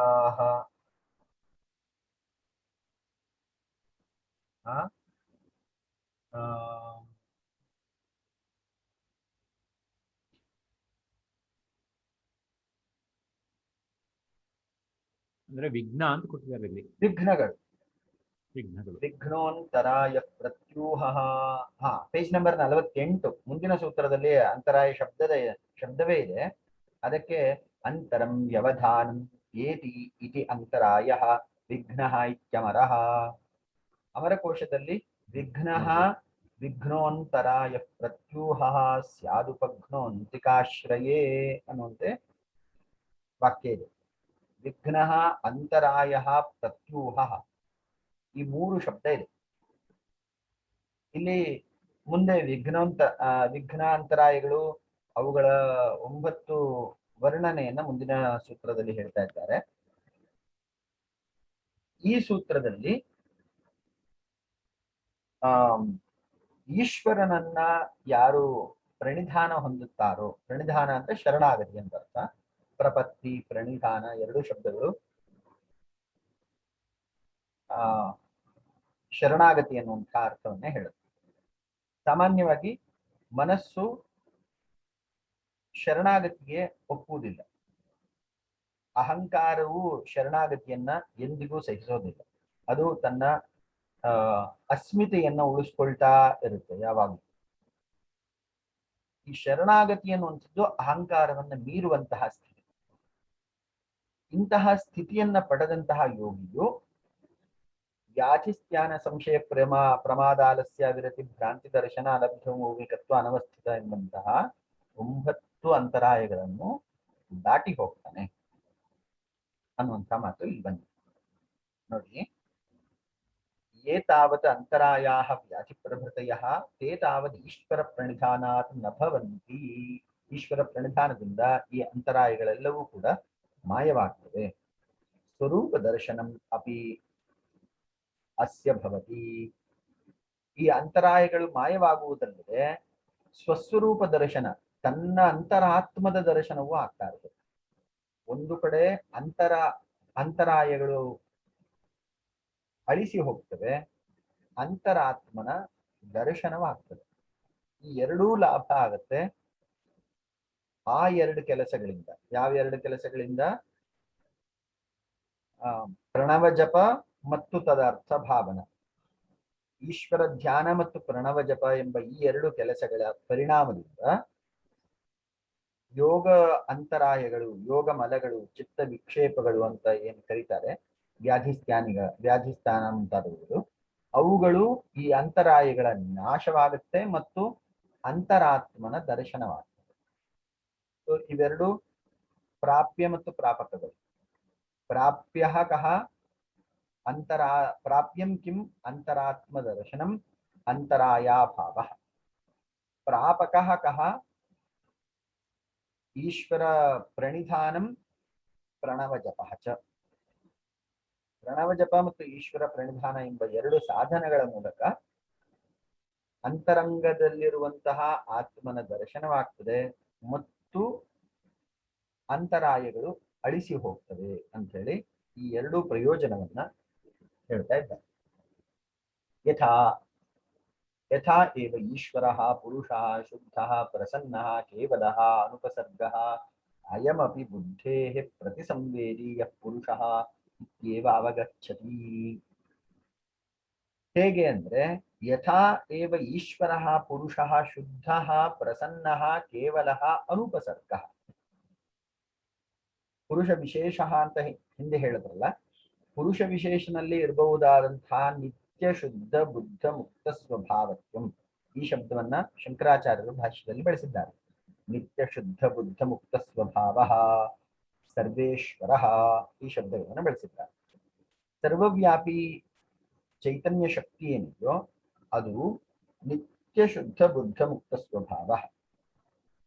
ಅಂತಹ ಚೈತನ್ಯ ಶಕ್ತಿಯಲ್ಲಿರುವಂತಹ ಈಶ್ವರನಲ್ಲಿರುವಂತಹ ಗುಣಗಳು ಅಯಮಪಿ ಬುದ್ಧೇ ಪ್ರತಿಸಂವೇದೀಯ ಪುರುಷಃ ಇತ್ಯೇವಂ ಅಧಿಗಚ್ಚತಿ. ತತ್ವತಃ ಈಶ್ವರನಲ್ಲಿಯೂ ಮತ್ತು ಜೀವನಲ್ಲಿಯೂ ಸಮಾನ ಗುಣಗಳಿದೆ ಅಂತ ಹೇಳಿ ಪರಿಭಾವಿಸಿಕೊಳ್ತಾನೆ. ತತ್ವತಃ ಏನು, essentially speaking, both jiva chaitanya and Ishwara chaitanya, self consciousness and supreme consciousness are one and the same. ಎರಡೂ ಕೂಡ ಮೂಲ ರೂಪದಲ್ಲಿ ಒಂದೇ ಆಗುತ್ತದೆ. ಅದನ್ನ ಇವನು ಕಂಡುಕೊಳ್ತಾನೆ, ಇವನಿಗೆ ಆ ದರ್ಶನ ಉಂಟಾಗ್ತದೆ. ನನ್ನಲ್ಲಿರುವಂತಹ ಜೀವ ಚೈತನ್ಯವೇ ಸರ್ವವ್ಯಾಪ್ತಿಯಾದಂತಹ ಜೀವ ಚೈತನ್ಯದ ಸಮಾನ ಅಂಶಗಳನ್ನ ಹೊಂದಿದೆ. ಇದು ಅವನಿಗೆ ಈ ದರ್ಶನ ಅವನಿಗೆ ಆಗ್ತದೆ, ಯೋಗಿಯಾದಂಥವ್ರಿಗೆ ಆಗ್ತದೆ. ಇಲ್ಲಿ ಒಂದು ಪುಸ್ತಕದ ರೆಫರೆನ್ಸ್ ಅನ್ನ ನೀವು ತೆಗೆದುಕೊಳ್ಬಹುದು. ಸೂಪರ್ ಕಾನ್ಶಿಯಸ್ನೆಸ್ ಮೆಡಿಟೇಷನ್ ಅಂತ ಹೇಳಿ ಪಂಡಿತ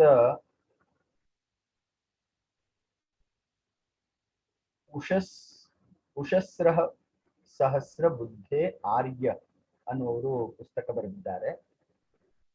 ಅದರಲ್ಲಿ ಪೇಜ್ ನಂಬರ್ 83 ರಿಂದ 85ರವರೆಗೆ ಈ ವಿಚಾರಗಳನ್ನ ಇನ್ನೂ ವಿಸ್ತಾರವಾಗಿ ಚರ್ಚೆ ಮಾಡಿದ್ದಾರೆ. ಸೂಪರ್. ಸೂಪರ್ ಕಾನ್ಶಿಯಸ್ನೆಸ್ ಮೆಡಿಟೇಷನ್ ಅಂತ ಒಂದು ಪುಸ್ತಕ.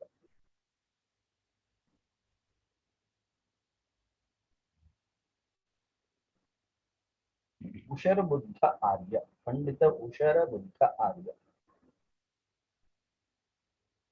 ಯಾಕಂದ್ರೆ ಆವಾಗ ಓದುವಂತಹ ಸಂದರ್ಭದಲ್ಲಿ ಆ ಪುಸ್ತಕದ ಉಲ್ಲೇಖವನ್ನು ನನ್ನ ಪುಸ್ತಕದಲ್ಲಿ ಮಾಡಿಕೊಂಡಿದ್ದೆ, ಅದನ್ನ ನಿಮ್ಗೆ ಗಮನಕ್ಕೆ ತಗೊಂಡಿದ್ದೆ. ಹರ್ಷಾನಂದರ ಪುಸ್ತಕದಲ್ಲಿ ಒಂದು ಚರ್ಚೆಯನ್ನು ತೆಗೆದುಕೊಂಡಿದ್ದಾರೆ. ಈಗ ಈಶ್ವರ ಪ್ರಣಿಧಾನದಿಂದ ಈಶ್ವರನ ಜ್ಞಾನ ಉಂಟಾಗ್ಬೇಕಾಗಿತ್ತಲ್ಲ, ಜೀವನ ಜ್ಞಾನ ಹೇಗೆ ಉಂಟಾಗ್ತದೆ ಅಂತ ಹೇಳಿ ಒಂದು ಪ್ರಶ್ನೆ. ಈಗ ನಾವು ರಾಮನ ಚಿತ್ರವನ್ನ ಬಿಡಿಸಿ ಸೀತೆಯ ಜ್ಞಾನ ಉಂಟಾಗ್ತದೆ ಅಂತ ಹೇಳಿದ್ರೆ ಹೇಗೆ ಸಾಧ್ಯ? ರಾಮನ ಚಿತ್ರ ಇದ್ರೆ ರಾಮನ ಜ್ಞಾನ ಉಂಟಾಗ್ಬೇಕು, ನಾವು ಸೀತೆಯ ಜ್ಞಾನ ಹೇಗೆ ಉಂಟಾಗ್ಲಿಕ್ಕೆ ಸಾಧ್ಯ ಅಂತ ಹೇಳಿ ಪ್ರಶ್ನೆ. ಆಗ ಅಲ್ಲಿ ಸಮಾಧಾನ ಹೀಗೆ ವಿಚಾರ ಮಾಡಿದ್ದಾರೆ. ಈಶ್ವರ ಮತ್ತು ಪುರುಷ, ಜೀವ ಮತ್ತು ಈಶ್ವರರ ಮಧ್ಯೆ ಸಾಮ್ಯಾಂಶಗಳೇ ಹೆಚ್ಚಾಗಿವೆ. ಆದ್ದರಿಂದ ಗೋ ಸದೃಶೋ ಗವಯಃ ಅಂತ ಹೇಳಿ ನಮಗೆ ಜ್ಞಾನ ಉಂಟಾಗುತ್ತಲ್ಲ, ಸಾದೃಶ್ಯ ಜ್ಞಾನ ಹೇಗೆ ಉಂಟಾಗ್ತದೋ ಅದೇ ತರನೇ ಈಶ್ವರ ಪ್ರಣಿಧಾನದಿಂದ ಅಂತರಾತ್ಮದ ಜ್ಞಾನ ಉಂಟಾಗ್ತದೆ ಅಂತೇಳಿ ಭಾಷ್ಯಕಾರರ ಪೇಜ್ ನಂಬರ್ 47ರಲ್ಲಿ ಹರ್ಷಾನಂದರ ಪುಸ್ತಕದಲ್ಲಿ ಇದರ ಬಗ್ಗೆ ಉಲ್ಲೇಖ ಮಾಡಿದ್ದಾರೆ. ಅಲ್ಲಿ ಪ್ರಶ್ನೆ ತುಂಬಾ ಸೊಗಸಾಗಿದೆ. ಪ್ರಣಿಧಾನವಾಗ ಮಾಡ್ಬೇಕಾದದ್ದು ಈಶ್ವರನಿಗೆ ಶರಣಾಗತಿಯನ್ನ ಮಾಡ್ಕೊಳ್ತಾನೆ ಯೋಗಿ ಆಗುತ್ತೆ. ಆದ್ರೆ ಅವನಿಗೆ ಉಂಟಾಗುವಂತಹ ಜ್ಞಾನ ಅವನದೇ ಅಂತರಾತ್ಮದ ಜ್ಞಾನ. ತತಃ ಪ್ರತ್ಯಕ್ಷೇತನಾಧಿಗಮ, ಅವನಿಗೆ ತನ್ನ ಅಂತರಂಗದ ಜ್ಞಾನ ಉಂಟಾಗ್ತದೆ, ತನ್ನ ಅಂತರಾತ್ಮನ ಜ್ಞಾನ ಉಂಟಾಗುತ್ತದೆ ಅಂತ ಹೇಳ್ತಾ ಇದ್ದಾರೆ. ಈ ಈಶ್ವರ ಪ್ರಣಿಧಾನದಿಂದ ಅಂತರಾತ್ಮದ ಜ್ಞಾನ ಹೇಗಾಯ್ತು ಅನ್ನುವಂತಹ ಪ್ರಶ್ನೆಗೆ ಅವರು ಈಶ್ವರ ಮತ್ತು ಜೀವರ ಮಧ್ಯದಲ್ಲಿ ಸಾಮ್ಯಾಂಶಗಳು ಹೆಚ್ಚಿದೆ, ವಿಷಮಾಂಶಗಳು ತುಂಬಾ ಕಡಿಮೆ ಇದೆ. ಆದ್ದರಿಂದ ಏಕಸಂಬಂಧಿ ಜ್ಞಾನಂ ಅಪರ ಸಂಬಂಧಿ ಸ್ಮಾರಕಂ ಅಂತಲೂ ಹೇಳ್ತಾರಲ್ಲ, ಒಂದು ಗೋ ಸದೃಶೋ ಗವಯಃ, ಈ ಸಾದೃಶ್ಯ ಜ್ಞಾನವು ಲೋಕದಲ್ಲೂ ಪ್ರಸಿದ್ಧವೇ ಆಗಿದೆ. ಆದ್ದರಿಂದ ಈಶ್ವರನ ಪ್ರಣಿಧಾನದಿಂದ ಜೀವನ ಜ್ಞಾನ ಉಂಟಾಗುವಂಥದ್ದು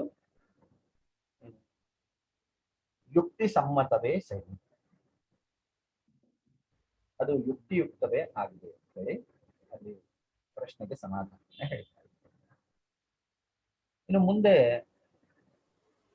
ಇಲ್ಲಿಂದ ಆರಂಭ ಆಗಿ ಅಂದ್ರೆ ಈ ಎರಡು ಸೂತ್ರಗಳು ಯಾಧಿಸ್ತ್ಯಾನ ಸಂಶಯ ಪ್ರಮಾದಾಲಸ್ಯ ವಿರತಿದರ್ಶನ ಅಲಬ್ಧ ಭೂಮಿಕತ್ವ ಅನವಸ್ಥಿತತ್ವಾನಿ ಚಿತ್ತ ವಿಕ್ಷೇಪಾಹ ತೇ ಅಂತರಾಯಾಹ ದುಃಖದೌರ್ಮನಸ್ಯಾಂಗನೇ ಜೇತು ಶ್ವಾಸ ಪ್ರಶ್ವಾಸ ವಿಕ್ಷೇಪ ಸರ್ವ.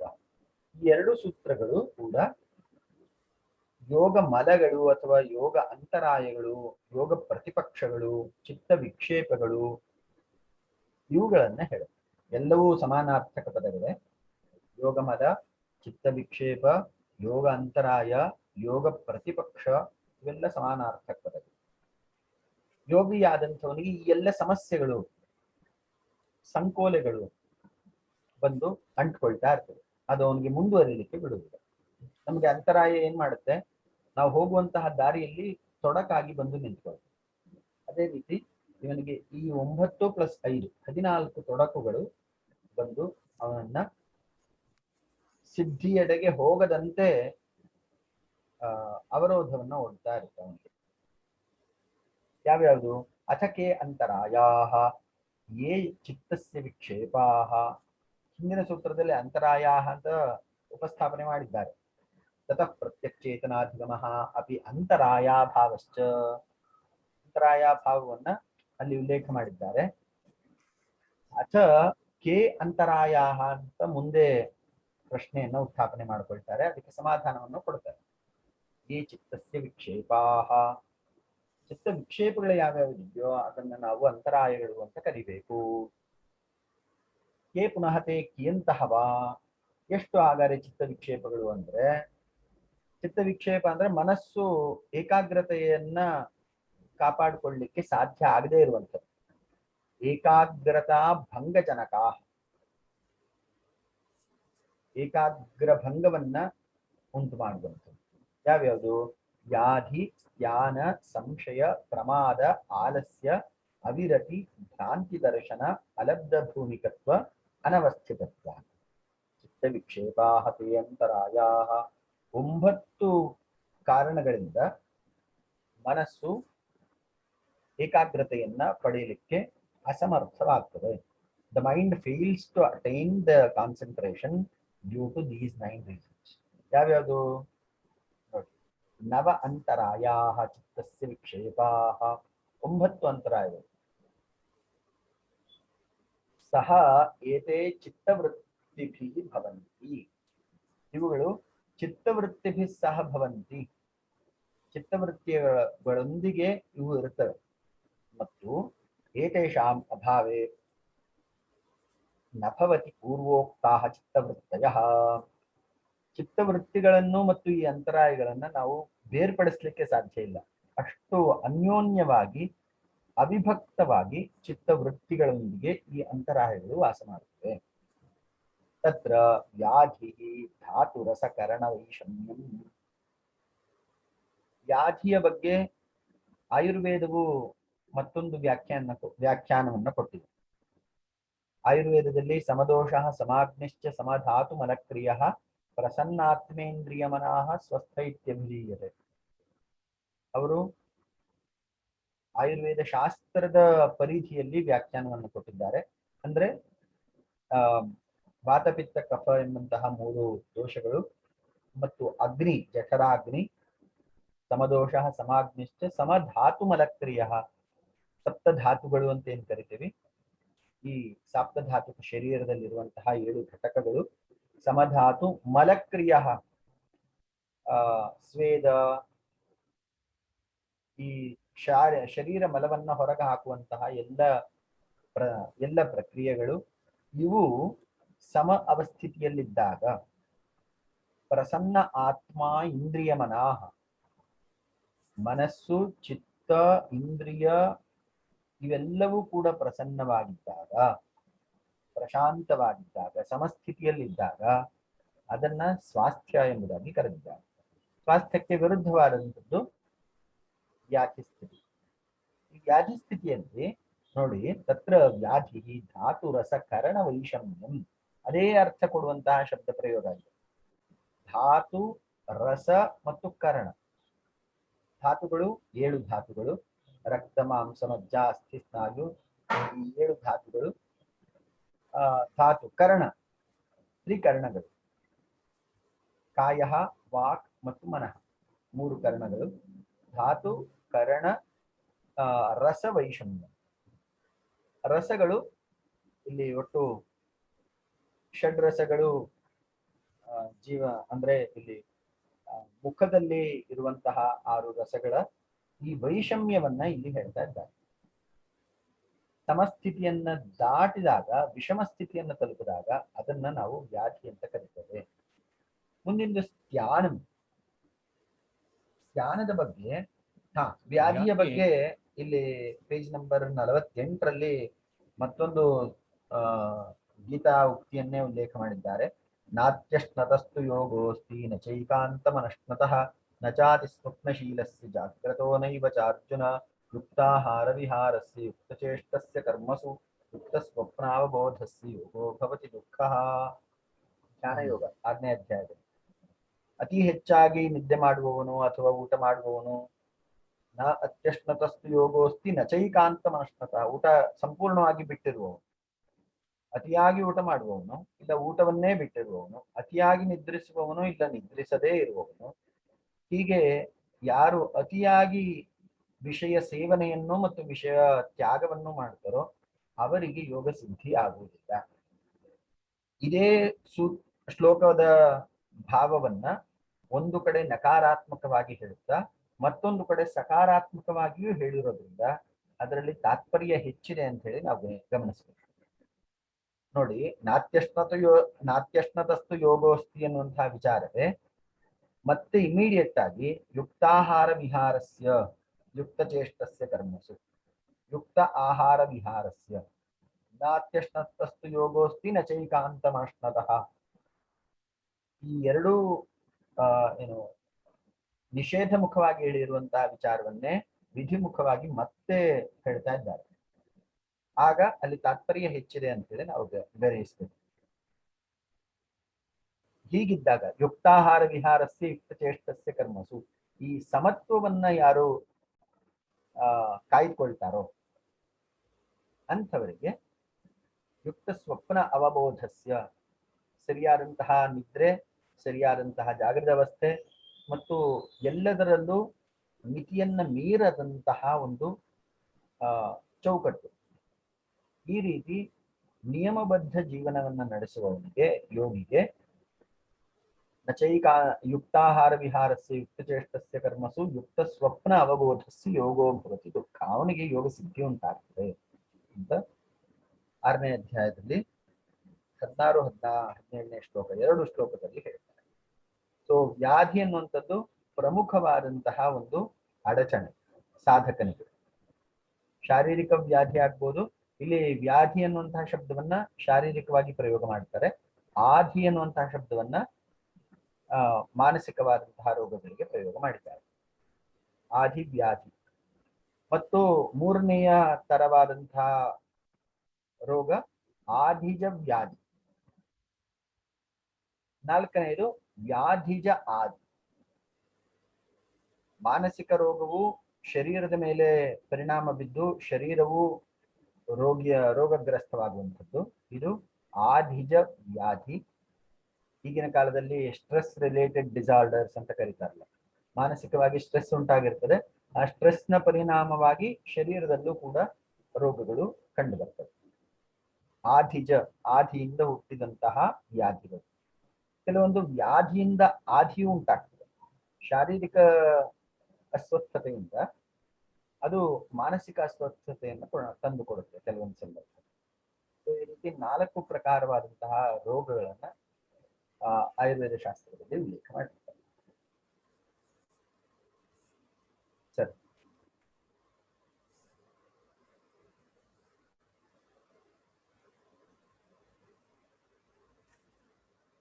ಸರ್ ಹೇಳಿ ಇದ್ದೀನಿ. ಅದೇ ನೀವು ಮಧ್ಯದಲ್ಲಿ ಏನು ಹೇಳಲಿಕ್ಕೆ ಬಂದ್ರೆ ನಾನು ಇಲ್ಲ ವ್ಯಾಧಿ ಅಂದ್ರೆ ಇದು ದೇಹಕ್ಕೆ ಬರೋದು. ಅಂದ್ರೆ ಇದ್ರ ಪ್ರಕಾರ, ಈ ಸೂತ್ರ ಪ್ರಕಾರ ಅಂದ್ರೆ ವ್ಯಾಧಿ ದೇಹಕ್ಕೆ ಶರೀರಕ್ಕೆ ಬಂದ್ರೆ ಅದು ಮಾನಸಿಕವಾಗಿ ಪರಿಣಾಮವನ್ನು ಬಿಡುತ್ತದೆ ಅಂತ ಅನ್ಕೋಬೋದಾ? ಈ ಸೂತ್ರದಲ್ಲಿ ಏನ್ ಹೇಳ್ತಾ ಇದ್ದಾರೆ ಅಂದ್ರೆ ಶಾರೀರಿಕವಾಗಿ ಉಂಟಾಗುವಂತಹ ವ್ಯಾಧಿಯು ಸಹ ವಿಘ್ನವನ್ನ ತರುತ್ತೆ ಮನಸ್ಸಿಗೆ. ಯೋಗಿ ಆಗಿದ್ದಂಥವನಿಗೆ ಏಕಾಗ್ರತೆಯನ್ನ ಮಾಡ್ಲಿಕ್ಕೆ ಬಿಡುವುದಿಲ್ಲ. ಅಂದ್ರೆ ವ್ಯಾಧಿ, ಶಾರೀರಿಕ ವ್ಯಾಧಿ ಚಿತ್ತದ ಏಕಾಗ್ರತೆ ಅಥವಾ ಇದಕ್ಕೆ ಭಂಗ ತರುತ್ತೆ. ಅಂದ್ರೆ ಇದೊಂದು ಅಂತರಾಯ. ಹೌದು, ಎಸ್, ಅಂತರಾಯ. ಈ 2ನೇ ಅಂಶ ಸ್ಥಾನ. ಈ ಸ್ಥಾನಕ್ಕೆ ಸಂಬಂಧಪಟ್ಟಂತೆ ಸ್ಥಾನಂ ಅಕರ್ಮಣ್ಯತಾ ಚಿತ್ತಸ್ಯ, ಅಕರ್ಮಣ್ಯತಾ ಚಿತ್ತಸ್ಯ ಅಕರ್ಮಣ್ಯತ. ಎಲ್ಲ ಚೆನ್ನಾಗೇ ಇದೆ, ಶರೀರದಲ್ಲೂ ಏನು ರೋಗ ಅಂತದ್ದೇನು ಇಲ್ಲ, ಮನಸ್ಸು ತುಂಬಾ ಫ್ರೆಶ್ ಆಗಿದೆ, ನಿನ್ನೆ ರಾತ್ರಿ ಒಳ್ಳೆ ನಿದ್ರೆಯೂ ಆಗಿದೆ, ಎಲ್ಲವೂ ಪೂರಕವಾಗಿಯೇ ಇದೆ. ಆದ್ರೆ ಯಾಕೋ ಮನಸ್ಸಿಲ್ಲ ಇವತ್ತು ಕೆಲಸ ಮಾಡ್ಲಿಕ್ಕೆ. ಈ ರೀತಿಯ ಮಾನಸಿಕವಾದಂತಹ ಒಂದು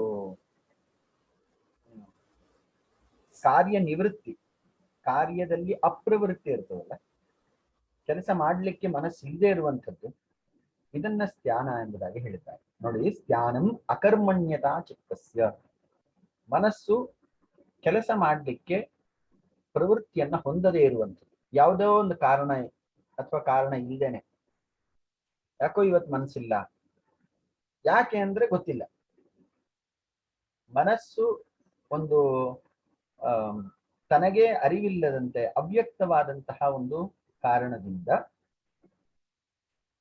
ಕರ್ಮದಲ್ಲಿ ಪ್ರವೃತ್ತಿಯನ್ನ ಹೊಂದದೇ ಇರುವಂಥದ್ದು, ಇದು ಸ್ಥಾನ. 3ನೇದು ಸೋಮಾರಿತನದ ಬಗ್ಗೆ ಮುಂದೆ ಇದೆ, ಆಲಸ್ಯ ಅಂತ ಮುಂದೆ ಇದೆ. ಅಲ್ಲ, ಇದು ಚಿತ್ತಕ್ಕೆ ಬರ್ತಕ್ಕಂಥ ಸೋಮಾರಿತನ.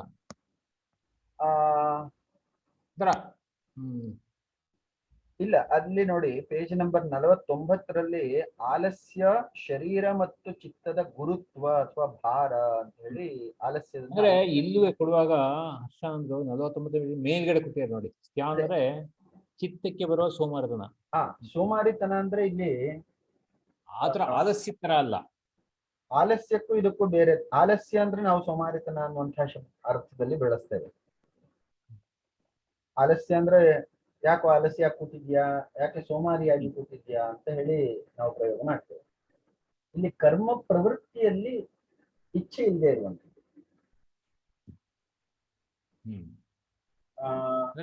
ಸೂಕ್ಷ್ಮವಾಗಿ ಮಾಡುವುದಕ್ಕೆ ಇಚ್ಛೆ ಇರ್ತಕ್ಕಂಥದ್ದು. ಈ ಆಲಸ್ಯದಲ್ಲಿ ಶರೀರದ ಗುರುತ್ವ ಅಥವಾ ಚಿತ್ತದ ಗುರುತ್ವ, ಈ ಶರೀರದ ಗುರುತ್ವ ಸಾಮಾನ್ಯವಾಗಿ ಯಾವಾಗ ಬರ್ತದೆ? ಸ್ವಲ್ಪ ಊಟ ಹೆಚ್ಚಾದಾಗ ಅದರ ಪರಿಣಾಮವಾಗಿ ಸ್ವಲ್ಪ ನಿದ್ರೆ ಬರುವಂತಹ ಸಾಧ್ಯತೆ ಇರ್ತದೆ. ಮನಸ್ಸು ಅಷ್ಟೊಂದು ಸಕ್ರಿಯವಾಗಿ ಕೆಲಸ ಮಾಡಲಿಕ್ಕೆ ಇಚ್ಛೆ ಪಡುವುದಿಲ್ಲ. ಅದು ಶರೀರದ ಗುರುತ್ವ ಅಥವಾ ಮನಸ್ಸಿನ ಗುರುತ್ವ. ಮನಸ್ಸಿನ ಗುರುತ್ವ ಕೆಲವೊಂದ್ಸಲ ನಾವು ಹೆಚ್ಚು ಯಾವುದೋ ಒಂದು ವಿಷಯವಾಗಿ ಚಿಂತನೆ, ಮನನೆ ಅಥವಾ ಅಧ್ಯಯನ ಇವುಗಳನ್ನ ಮಾಡಿದಾಗ ಮತ್ತೆ ಅಧ್ಯಯನ ಮಾಡ್ಲಿಕ್ಕೆ ಮನಃಪ್ರವೃತ್ತಿ ಇರುವುದಿಲ್ಲ. ಯಾಕಂದ್ರೆ ಅದು ಈಗಾಗಲೇ ಭಾರ ಆಗೋಗಿದೆ, ವಿಷಯಗಳಿಂದ ಅದು ಹೆಚ್ಚು ಆಕ್ರಮಿತವಾಗಿದೆ. ಅಂತಹ ಸಂದರ್ಭದಲ್ಲಿ ಅದು ರಿಲ್ಯಾಕ್ಸೇಷನ್ ಅನ್ನು ಕೇಳುತ್ತೆ, ಸ್ವಲ್ಪ ವಿಷಯಾಂತರದ ಕಡೆ ಪ್ರವೃತ್ತಿಯನ್ನ ಬಯಸುತ್ತೆ. ಇಲ್ಲಿ ಆ ರೀತಿಯ ಒಂದು ಏನು ವಿಷಯ ಪ್ರವೃತ್ತಿಯಲ್ಲಿ ಅನಾಸಕ್ತಿ. ಯಾಕಂದ್ರೆ ಸೋಮಾರಿತನ ಅನ್ನುವಂಥದ್ದು ಆಲಸ್ಯಕ್ಕೆ ನಾವು ಪರ್ಯಾಯವಾಗಿ ಬಳಸೋದ್ರಿಂದ ಇಲ್ಲಿ ಭಾಷ್ಯಕಾರರು ಕೊಟ್ಟಂತಹ ಇದು ಅಕರ್ಮಣ್ಯತಾ ಚಿತ್ತಸ್ಯ, ಮಾಡ್ತಕ್ಕಂಥ ಕರ್ಮ ಪ್ರವೃತ್ತಿ ಆಗದೇ ಇರತಕ್ಕಂಥ ಮನಸ್ಸು ಇರ್ತಕ್ಕಂಥದ್ದು. ಆ ಭಾವನೆ ಬರ್ತಕ್ಕಂಥ ಕರ್ಮ ಪ್ರವೃತ್ತಿ ಆಗದೇ ಇರ್ತಕ್ಕಂಥದ್ದು. ಕೆಲಸ ಮಾಡ್ಲಿಕ್ಕೆ ಯಾಕೋ ಇಷ್ಟ ಇಲ್ಲ. ಇಷ್ಟ ಇಲ್ಲದೆ ಇರುವಂಥದ್ದು ಮನಸ್ಸು ಭಾರ ಅಂತಲ್ಲ, ಯಾಕೋ ಇಷ್ಟ ಇಲ್ಲ. ಅಲ್ಲಿ ಸ್ಪಷ್ಟವಾದಂತಹ ಕಾರಣ ಇಲ್ಲ, ಒಟ್ಟು ಕರ್ಮದಲ್ಲಿ ಪ್ರವೃತ್ತಿ ಇಷ್ಟ ಇಲ್ಲ. ಇದು ಧ್ಯಾನಕ್ಕೂ ಮತ್ತು ಆಲಸ್ಯಕ್ಕೂ ಇರುವಂತಹ ಭೇದ. ಆಲಸ್ಯದಲ್ಲಿ ಗುರುತ್ವ ಇರ್ತದೆ. ಈಗ ಉದಾಹರಣೆಗೆ ನಾವು ಹೆಚ್ಚು ಆಹಾರ ಸ್ವೀಕರಿಸಿದಾಗ ಅಥವಾ ಸರಿಯಾಗಿ ಅಥವಾ ಹೆಚ್ಚು ಶಾರೀರಿಕ ಶ್ರಮವನ್ನು ಮಾಡಿದಾಗ ಒಂದು ರೀತಿಯ ಮೈ ಭಾರ ಅಂತ ಅನಿಸ್ತಾ ಇರ್ತದೆ. ಆ ಮೈ ಭಾರ ಅಂತ ಅನಿಸುವ ಸಂದರ್ಭದಲ್ಲಿ ಆಲಸ್ಯ ಇರ್ತದೆ. ತದನಂತರದ ಕಾಲದಲ್ಲಿ ಊಟ ಹೆಚ್ಚಾದಾಗ ಸ್ವಲ್ಪ ಆಲಸ್ಯ ಇರ್ತದೆ. ಅದು ಸಹಜವಾದಂತಹ ಪ್ರಕ್ರಿಯೆ. ಯಾಕಂದ್ರೆ ಊಟದ ಪರಿಣಾಮದಿಂದ ರಕ್ತ ಸಂಚಲನ ಹೆಚ್ಚು ಹೊಟ್ಟೆಯ ಕಡೆ ಇರುವುದರಿಂದ ಮನಸ್ಸು ಕ್ರಿಯಾಶೀಲತೆಯನ್ನ ಇಚ್ಛೆ ಪಡುತ್ತದೆ. ಅದು ಆಲಸ್ಯ. ಧ್ಯಾನ ಅನ್ನುವಂಥದ್ದು ಕ್ರಿಯೆಯಲ್ಲಿ ಪ್ರವೃತ್ತಿಯನ್ನ ಇಚ್ಛೆ ಪಡದೇ ಇರುವಂಥದ್ದು. ಕ್ರಿಯೆ ಮಾಡ್ಲಿಕ್ಕೆ ಇಷ್ಟ ಇಲ್ಲ ಅಷ್ಟೇ, ಯಾಕೋ ಇಷ್ಟ ಇಲ್ಲ ಇವತ್ತು. ಆ ರೀತಿಯ ಒಂದು ಕಾರಣವನ್ನ ಧ್ಯಾನ ಅಂತ ಕರೀತಾರೆ. ಮುಂದಿಂದು ಸಂಶಯ. ಉಭಯ ಕೋಟಿಕಃ ಸೃಕ್ ವಿಜ್ಞಾನಂ ಸ್ಯಾತ್ ಇದಂ ಏವಂ ನೈವಂ ಸ್ಯಾತ್ ಇತಿ. ಸಂಶಯವು ಉಭಯ ಕೋಟಿಕ ಸಂಶಯವೂ ಇರ್ಬೋದು, ಅಥವಾ ತ್ರಿಕೋಟಿಕ ಸಂಶಯ, ಬಹುಕೋಟಿಕ ಸಂಶಯ. ಕೋಟಿ ಅನ್ನುವ ಶಬ್ದವನ್ನ ಗ್ರೂಪ್ ಅನ್ನುವಂತಹ ಅರ್ಥದಲ್ಲಿ ಪ್ರಯೋಗ ಮಾಡ್ತಾರೆ. ದ್ವಿಕೋಟಿಕ ಸಂಶಯ ಅಥವಾ ಉಭಯ ಕೋಟಿಕ ಅಂದ್ರೆ ಎರಡು ಗುಂಪಾಗಿರುವಂತಹ ಸಂಶಯಗಳು. ಮಾಡಬೇಕೋ ಮಾಡಬಾರದು, ಇದು ಸಂಶಯ. ಇಲ್ಲಿ ಇದನ್ನ ನಂಬಬೇಕೋ ನಂಬಬಾರದು, ಇದರಿಂದ ಫಲ ಇದೆಯೋ ಇಲ್ಲವೋ, ಇದರಿಂದ ನನ್ನ ಜೀವನ ವ್ಯರ್ಥ ಆಗತ್ತೋ ಸುಖಮಯವಾಗತ್ತೋ. ಇಷ್ಟೆಲ್ಲ ಸುಖವನ್ನ ಪರಿತ್ಯಾಗ ಮಾಡಿ ದುಃಖವನ್ನೇ ಇಷ್ಟಪೂರ್ವಕವಾಗಿ ಸೇವಿಸಿ ನಾನು ಯೋಗ ಮಾರ್ಗದಲ್ಲಿ ಹೋದರೆ ನನಗೆ ಇದಕ್ಕಿಂತ ಹೆಚ್ಚಿನ ಲಾಭ ಸಿಗ್ತದೋ ಇಲ್ಲವೋ. ಈ ಎಲ್ಲ ಸಂಶಯಗಳು ಅಥವಾ ಸಂದೇಹಗಳು, ಪ್ರಶ್ನೆಗಳೇನಿದೆಯಲ್ಲ, ಅದು ಇಲ್ಲಿ ಸಂಶಯ ಅಂತ ಹೇಳಲ್ಪಟ್ಟಿದೆ. ಅಲ್ಲಿ ಸುಂದರವಾದಂತಹ ಶ್ಲೋಕವನ್ನು ಉಲ್ಲೇಖ ಮಾಡಿದ್ದಾರೆ. ಅಗ್ನಶ್ಚ ಶ್ರದ್ಧಾನಸ್ಯ ಸಂಶಯಾತ್ಮ ವಿನಶ್ಯತಿ ನಾಯಂ ಲೋಕೋಸ್ತಿ ನ ಪರಃ ನ ಸುಖಂ ಸಂಶಯಾತ್ಮನಃ. ಈ ಸಂಶಯದ ಪ್ರವೃತ್ತಿ ಇರುವಂತಹ ವ್ಯಕ್ತಿಗೆ ನ ಅಯಂ ಲೋಕಃ ನಾಸ್ತಿ ಅಪರಃ, ಈ ಲೋಕದಲ್ಲೂ ಸುಖ ಇಲ್ಲ, ಪರಲೋಕದಲ್ಲೂ ಸುಖ ಇರುವುದಿಲ್ಲ. ನ ಸುಖಂ ಸಂಶಯಾತ್ಮನಃ, ಎಷ್ಟೇ ಆದ್ರೂ ಕೂಡ ಕೆಲವೊಬ್ಬರಿಗೆ ಸಂಶಯ ಪ್ರವೃತ್ತಿ ಇರ್ತದೆ. ತೆಲುಗಿನಲ್ಲಿ ಒಂದು ಮಾತು ಹೇಳ್ತಾರೆ, ಅನುಮಾನಂ ಪೆದ್ದ ರೋಗಂ. ಅನುಮಾನಂ ಪೆದ್ದ ರೋಗಂ ಅಂದ್ರೆ ಈ ಸಂಶಯಭೂತ ಇರುವಂತಹ ವ್ಯಕ್ತಿಗಳು ಎಲ್ಲದರಲ್ಲೂ ಏನಾದ್ರೂ ಒಂದು ಹುಳುಕನ್ನು ನೋಡ್ತಾ ಇರ್ತಾರೆ. ಎಲ್ಲ ಸರಿ ಇದೆ ಅಂದ್ರೆ ಅದರಲ್ಲೂ ಏನೋ ಒಂದು ಕೊರತೆ ಇರಬಹುದು ಅಂತ, ಮತ್ತೆ ಅವರು ಆ ಕೊರತೆಯ ಕಡೆಯೇ ಅವ್ರ ಗಮನ ಇರ್ತದೆ. ಅಂಥವರಿಗೆ ಯಾವ ಕಾಲದಲ್ಲೂ ಸುಖವಾಗಿ ಜೀವಿಸಲಿಕ್ಕೆ ಸಾಧ್ಯ ಆಗುತ್ತಿಲ್ಲ. ಇದು 4ನೆಯ ಅಧ್ಯಾಯದ 40ನೆಯ ಶ್ಲೋಕ. ಅದರಲ್ಲಿ ಭಾಷ್ಯಕಾರರು ತುಂಬಾ ಸೊಗಸಾಗಿ ಬರೆದಿದ್ದಾರೆ. ನ ಸುಖಂ ಸಂಶಯಾತ್ಮನಃ ಅನ್ನುವ ವಿಚಾರವಾಗಿ ಶಂಕರ ಭಾಷ್ಯದಲ್ಲಿ ಅಜ್ಞಶ್ಚ ಅನಾತ್ಮಜ್ಞಶ್ಚ ಅಶ್ರದ್ಧಾನಃ ಗುರುವಾಕ್ಯ ಶಾಸ್ತ್ರೇಷು ಅವಿಶ್ವಾಸವಾನ್ ಸಂಶಯಾತ್ಮ ಚ ಸಂಶಯ ಚಿತ್ತಶ್ಚ ವಿನಶ್ಯತಿ. ಶ್ರದ್ಧಾ ಶಬ್ದಕ್ಕೆ ಶಾಸ್ತ್ರಸ್ಯ ಗುರುವಾಕ್ಯಸ್ಯ ಸತ್ಯಬುದ್ಧವಧಾರಣ ಸಾ ಶ್ರದ್ಧಾ ಖಚಿತಾ ಸದ್ಧಿ ಯಯಾ ವಸ್ತು ಉಪಲಭ್ಯತೆ. ಶಾಸ್ತ್ರದಲ್ಲಿ ಮತ್ತು ಗುರುವಾಕ್ಯದಲ್ಲಿ ಅವಿಚಲಿತವಾದಂತಹ ನಂಬಿಕೆಯನ್ನ ಶ್ರದ್ಧೆ ಅಂತ ಕರೆದಿದ್ದಾರೆ. ಈ ಶ್ರದ್ಧೆಯು ಪರಾಗತಿಯನ್ನ ಪ್ರಾಪ್ತಿ ಮಾಡಲಿಕ್ಕೆ ಒಂದು ಸಾಧನವಾಗ್ತದೆ. ಅಜ್ಞಶ್ಚ ಅಶ್ರದ್ಧಾನವು ಯದ್ಯಪಿ ವಿನಶ್ಯತಃ ತಥಾಪಿ ತಥಾ ಯಥಾ ಸಂಶಯಾತ್ಮ. ಅಜ್ಞನಿಗೆ ಮತ್ತು ಅಶ್ರದ್ಧಾನನಿಗೆ ಹೇಗೆ ವಿನಾಶ ಉಂಟಾಗ್ತದೋ ಅದೇ ರೀತಿ ಸಂಶಯಾತ್ಮನಿಗೂ ಕೂಡ ವಿನಾಶ ಉಂಟಾಗ್ತದೆ. ಸಂಶಯಾತ್ಮಾತು ಪಾಪಿಷ್ಠ ಸರ್ವೇಷಾಂ.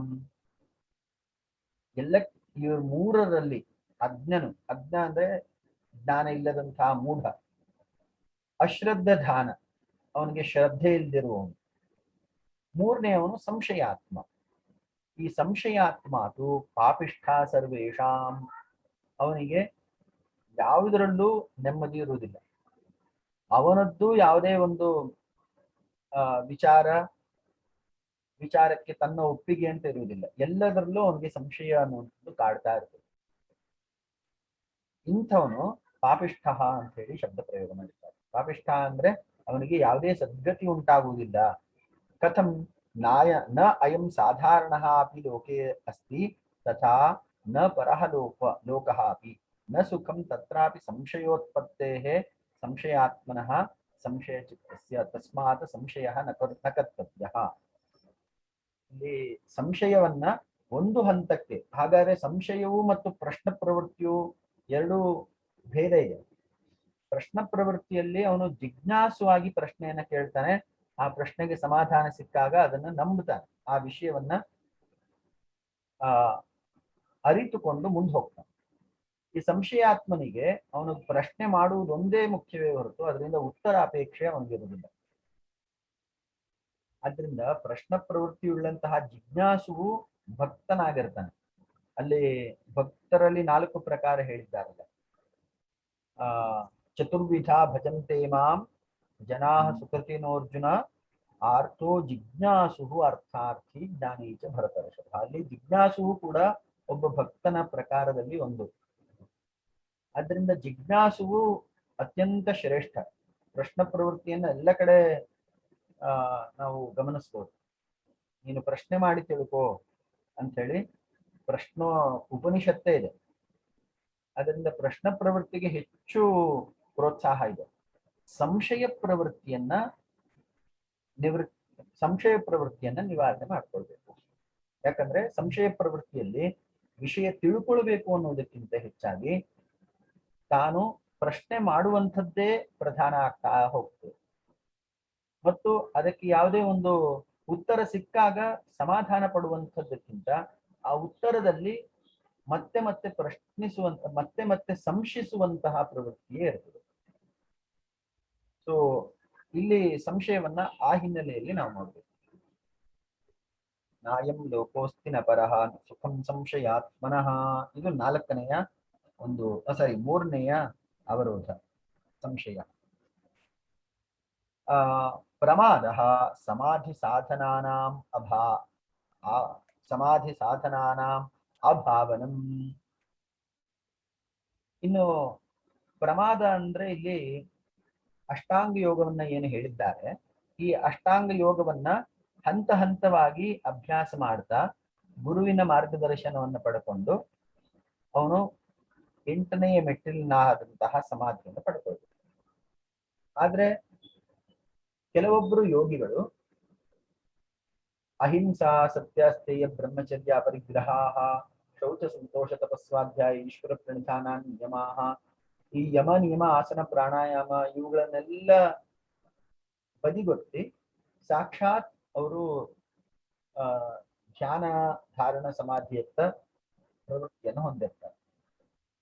ಇಂಥವರು ಪ್ರಮಾದವನ್ನ ಎಸಗುತ್ತಾರೆ. ಯಾಕಂದ್ರೆ ಇವರಿಗೆ ಮೊದಲ ಮೆಟ್ಟಿಲಿನ ಅಭ್ಯಾಸ ಇಲ್ಲದೆ ಮುಂದೆ ಹೋದ ಕಾರಣಕ್ಕಾಗಿ ಅವರಿಗೆ ಈ ಯಮನಿಯಮಗಳ ಅಭ್ಯಾಸದಿಂದ ಮನಃಪಕ್ವತೆ ಅಥವಾ ಮನಸ್ಸಂಸ್ಕಾರ ಏನು ಸಿಗ್ಬೇಕಾಗಿತ್ತೋ ಅದು ಸಿಕ್ಕಿರೋದಿಲ್ಲ. ಆಗ ಅವರು ಸಮಾಧಿಯನ್ನ ಪಡೆಯಲಿಕ್ಕೆ ಅಸಮರ್ಥರಾಗ್ತಾರೆ. ಈಗ 1, 2, 3ನೇ ಕ್ಲಾಸಿನಲ್ಲಿ ಅವನು ಏನು ಓದ್ಬೇಕು ಅದನ್ನು ಓದದೆ ಡೈರೆಕ್ಟ್ 10ನೇ ಕ್ಲಾಸ್ ಎಕ್ಸಾಮ್ ಅಲ್ಲಿ ಕೂತ್ರೆ ಅವನಿಗೆ ಬೇಸಿಕ್ಸು ಬರುವುದಿಲ್ಲ. So the basics should be very much strong. So ಇಲ್ಲಿ ಹಂತ ಹಂತವಾಗಿ ಇವನು ಯಮನಿಯಮಾದಿಗಳನ್ನು ಅಭ್ಯಾಸ ಮಾಡಿ ಕೊನೆಯ ಹಂತದಲ್ಲಿ ಸಮಾಧಿಯ ಪ್ರವೇಶವನ್ನು ಮಾಡಬೇಕು ಗುರು ಮಾರ್ಗದರ್ಶನದ ಮೂಲಕ. ಅಂಥ ಮಾರ್ಗದರ್ಶನ ಪಡೆಯದೆ ಸ್ವಯಂ ಪ್ರವೃತ್ತಿಯನ್ನ ಯಾರು ಹೊಂದಿರ್ತಾನೋ ಅವನು ಈ ಪ್ರಮಾದವನ್ನ ಅನುಭವಿಸಬೇಕು. ಇದು ಅವನಿಗೆ ಯೋಗ ಸಿದ್ಧಿಗೆ ಇರುವಂತಹ ಅಂತರಾಯ, ಒಂದು ಅಡಚಣೆ, ವಿಘ್ನ. ಪ್ರಮಾದಂ ವೈ ಮೃತ್ಯುಮಹಂ ಬ್ರವೀಮಿ, ಇಲ್ಲಿ ಮಹಾಭಾರತದ ವಾಕ್ಯವನ್ನು ಕೊಟ್ಟಿದ್ದಾರೆ. ಪ್ರಮಾದವು ಮೃತ್ಯುವಿಗೆ ಸಮಾನವಾದದ್ದು. ಅಂದ್ರೆ ಸಾಕ್ಷಾತ್ ಯಾರು ಈ ಕೊನೆಯ ಮೆಟ್ಟಿಲನ್ನ ಹತ್ತಲಿಕ್ಕೆ ಪ್ರಯತ್ನ ಮಾಡ್ತಾರೋ, ಈ ವೈಲ್ಡ್ ಕಾರ್ಡ್ ಎಂಟ್ರಿಯಲ್ಲಿ ಬರ್ಲಿಕ್ಕೆ ಯಾರ್ಯಾರು ಪ್ರಯತ್ನ ಮಾಡ್ತಾರೋ ಅವರು ಸಮಾಧಿಯ ಫಲವನ್ನ ಪಡೆಯಲಿಕ್ಕೆ ಸಾಧ್ಯ ಇಲ್ಲ. ಮುಂದಿಂದು ಆಲಸ್ಯ. ಆಲಸ್ಯದ ಬಗ್ಗೆ ಇಲ್ಲಿ ಹೇಳಿದ್ದಾರೆ. ಪ್ರಮಾದ ಅಂದ್ರೆ ಏನಾಯ್ತು ಅಲ್ಲಿಗೆ? ಪ್ರಮಾದ ಅಂದ್ರೆ ಅವರು ಅಹಿಂಸಾದಿಗಳನ್ನ ಅನುಷ್ಠಾನ ಮಾಡದೆ ಯಾರು ಸಾಕ್ಷಾತ್ ಏಕಾಗ್ರತೆಯನ್ನ ಅನುಭವಿಸ್ಲಿಕ್ಕೆ ಅಥವಾ ಆ ಒಂದು ಸ್ಥಿತಿಗೆ ಪ್ರಯತ್ನ ಮಾಡ್ತಾ ಹೋಗ್ತಾರೋ ಅವರಿಗೆ ಅನೇಕ ಅಡಚಣೆಗಳು ಉಂಟಾಗ್ತದೆ. ಯಾಕಂದ್ರೆ ಇಲ್ಲಿ ಕೊಟ್ಟಿರೋದು ಪ್ರಮಾದ ಸಮಾಧಿ ಸಾಧನಾನಾಂ ಅಭಾವನಂ. ಅಂದ್ರೆ ಇವರು ಕನ್ನಡದಲ್ಲಿ ಕೊಟ್ಟಿದ್ದಾರೆ, ಸಮಾಧಿಯ ಸಾಧನಗಳನ್ನು ಚಿಂತಿಸದೇ ಇರುವುದು ಪ್ರಮಾದ ಇದೆ. ಸಮಾಧಿಯ ಸಾಧನಗಳು ಯಾವ್ಯಾವುದು ಅಂದ್ರೆ ಯಮ ನಿಯಮ ಆಸನ ಪ್ರಾಣಾಯಾಮ ಪ್ರತ್ಯಾಹಾರ ಧಾರಣ ಧ್ಯಾನ, ಇವು ಸಾಧನಗಳು. ಇದನ್ನ ಮಾಡಿದ್ರೆ ಸಾಕ್ಷಾತ್ ಅವನು ಸಮಾಧಿಗೆ ಹೋಗಿ ಕೂತ್ಕೊಳ್ತೀನಿ ಅಂದ್ರೆ ಆಗುದಿಲ್ಲ. ಆಗ ಅವನಿಗೆ ಯಮ ನಿಯಮಗಳಿಂದ ಏನು ಚಿತ್ತ ನಿರ್ಮಲತೆ ಸಿಗ್ಬೇಕಾಗಿತ್ತು ಅದು ಸಿಕ್ಕಿರೋದಿಲ್ಲ. ಅವನಿಗೆ ಸಾಕ್ಷಾತ್ ಸಮಾಧಿಯೂ ಸಿಗುವುದಿಲ್ಲ. ಯಾಕಂದ್ರೆ ಅವನು ಯಮ ನಿಯಮಗಳನ್ನ ಅಭ್ಯಾಸ ಮಾಡಲಿಲ್ಲ. ಆದ್ದರಿಂದ ಸಮಾಧಿಯೂ ಸಿಗೋದಿಲ್ಲ, ಈ ಕಡೆ ಯಮ ನಿಯಮಗಳ ಸಿದ್ಧಿಯೂ ಆಗುದಿಲ್ಲ. ಈ ರೀತಿ ಉಭಯ ಭ್ರಷ್ಟನಾಗ್ತಾನೆ.